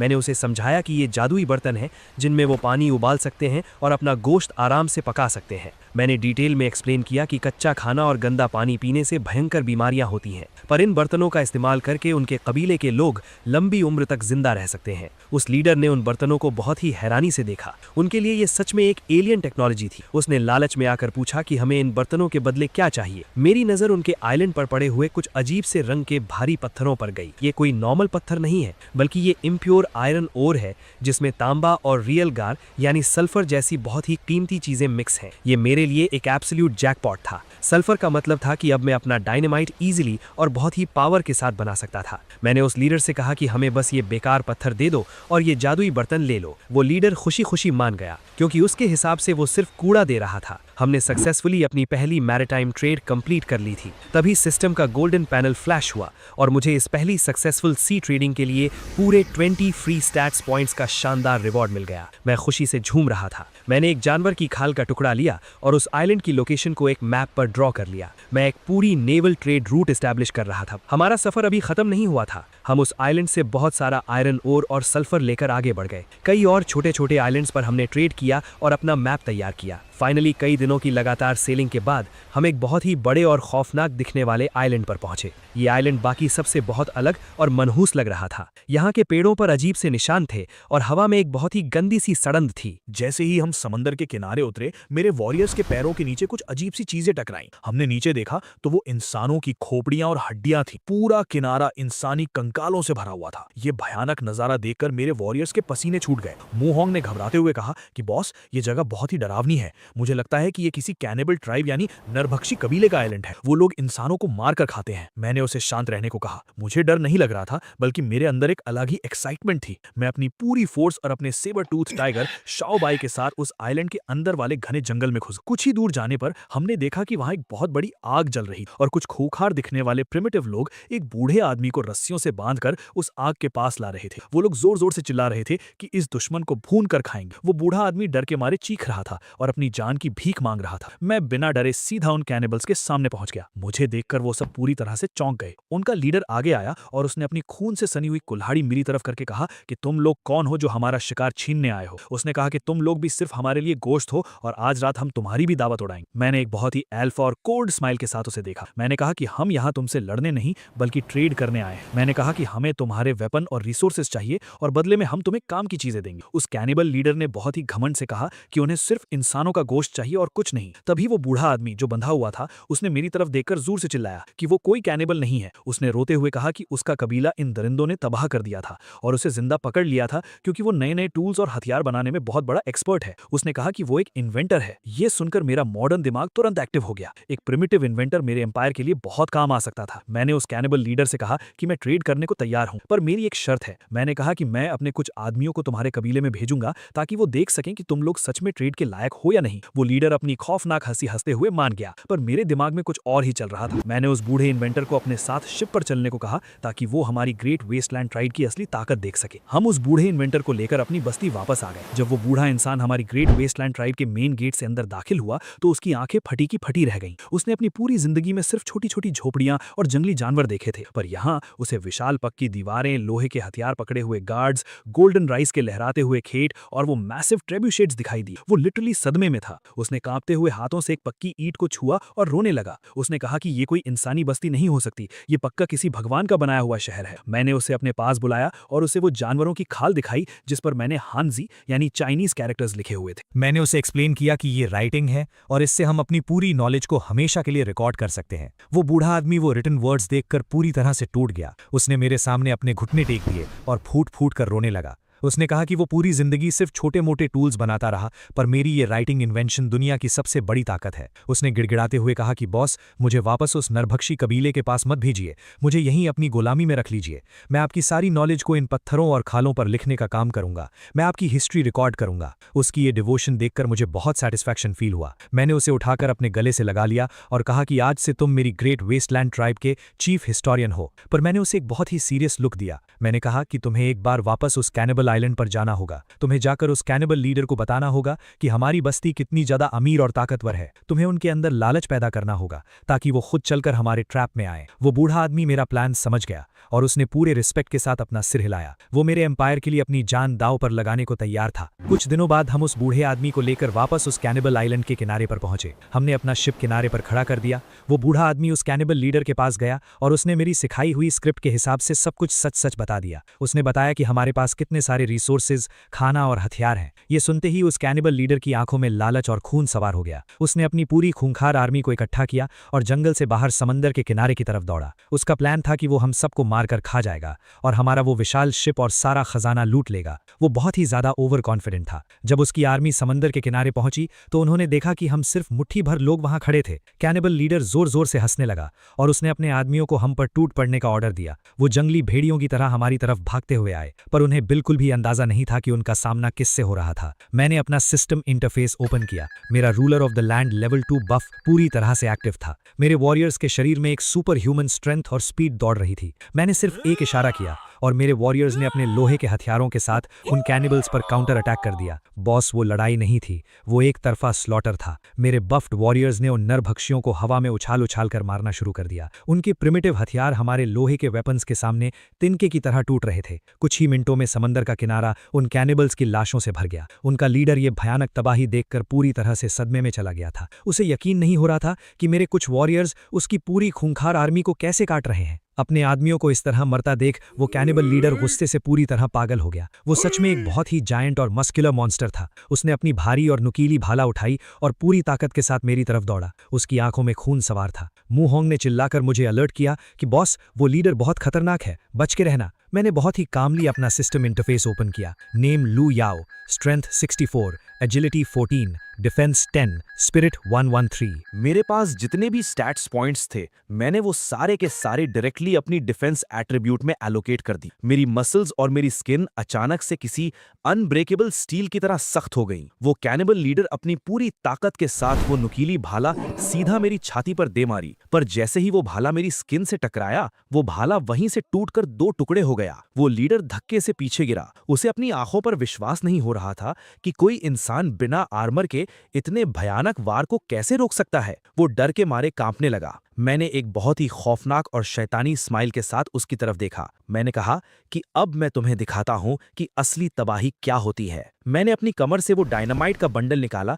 जो मैंने सल्फर और एनिमल फैट से बनाया था। मैंने अपनी उंगलियों से फायर स्पेल एक्टिवेट किया और उस डायनामाइट की रस्सी को आग लगा दी। वो रस्सी फुसफुसाते हुए जलने लगी। मैंने वो डायनामाइट का बंडल पूरी ताकत से उन बचे हुए कैनिबल्स के बीच में फेंक दिया। अगले ही सेकंड एक ऐसा भयंकर और कान फाड़ देने वाला धमाका हुआ कि पूरा आइलैंड हिल गया। आग की एक बहुत बड़ी मशरूम क्लाउड हवा में उठी और वहां मौजूद सारे के सारे दुश्मन हवा में उड़कर चीथड़े चीथड़े हो गए। वो खौफनाक धमाका देखकर जो कुछ कैनिबल जिंदा बच गए थे उनकी रूह कांप गई। उन्होंने अपने सारे हथियार जमीन पर फेंक दिए और मेरे सामने घुटनों के बल बैठकर रोते हुए अपनी जान की भीख मांगने लगे। हमने उन सबको पकड़ लिया और शिप में लाकर हम उनको हमारी ट्राइब में ले जा रहे थे। वो लोग रो पड़े कि प्रिमिटिव रूल्स के हिसाब से उनका मरना तय है। म्यू हॉम ने अपनी लोहे की तलवार निकाली और गुस्से में कहा कि बॉस, ये बूढ़ा आदमी ही धोखेबाज है। इन नरभक्षियों को जिंदा रहने का कोई हक नहीं है। हमें इन्हें भी इसी वक्त मार देना चाहिए। ये बोलकर उसने हमला कर दिया, लेकिन मैंने उसे रोका। मैंने उन कैदियों को देखा।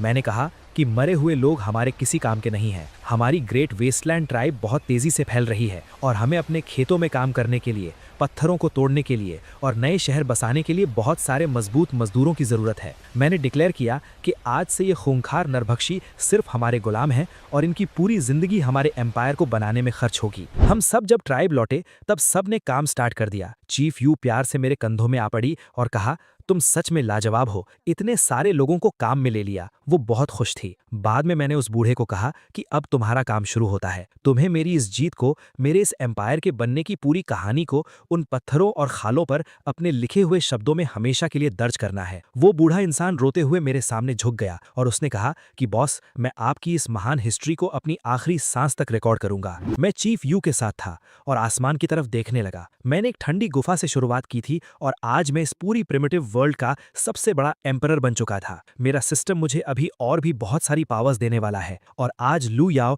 इस प्रिमिटिव वर्ल्ड का एब्सोल्यूट गॉड बन चुका था और ये तो बस शुरुआत थी। हे दोस्तों, इस वीडियो को देखने के लिए आपका बहुत बहुत शुक्रिया। प्लीज इस वीडियो को लाइक और शेयर जरूर करें। तो प्लीज इस वीडियो को अपना पूरा सपोर्ट दें और ऐसी ही नई नई स्टोरीज के लिए चैनल को अभी सब्सक्राइब कर लें। मिलते हैं अगले वीडियो में।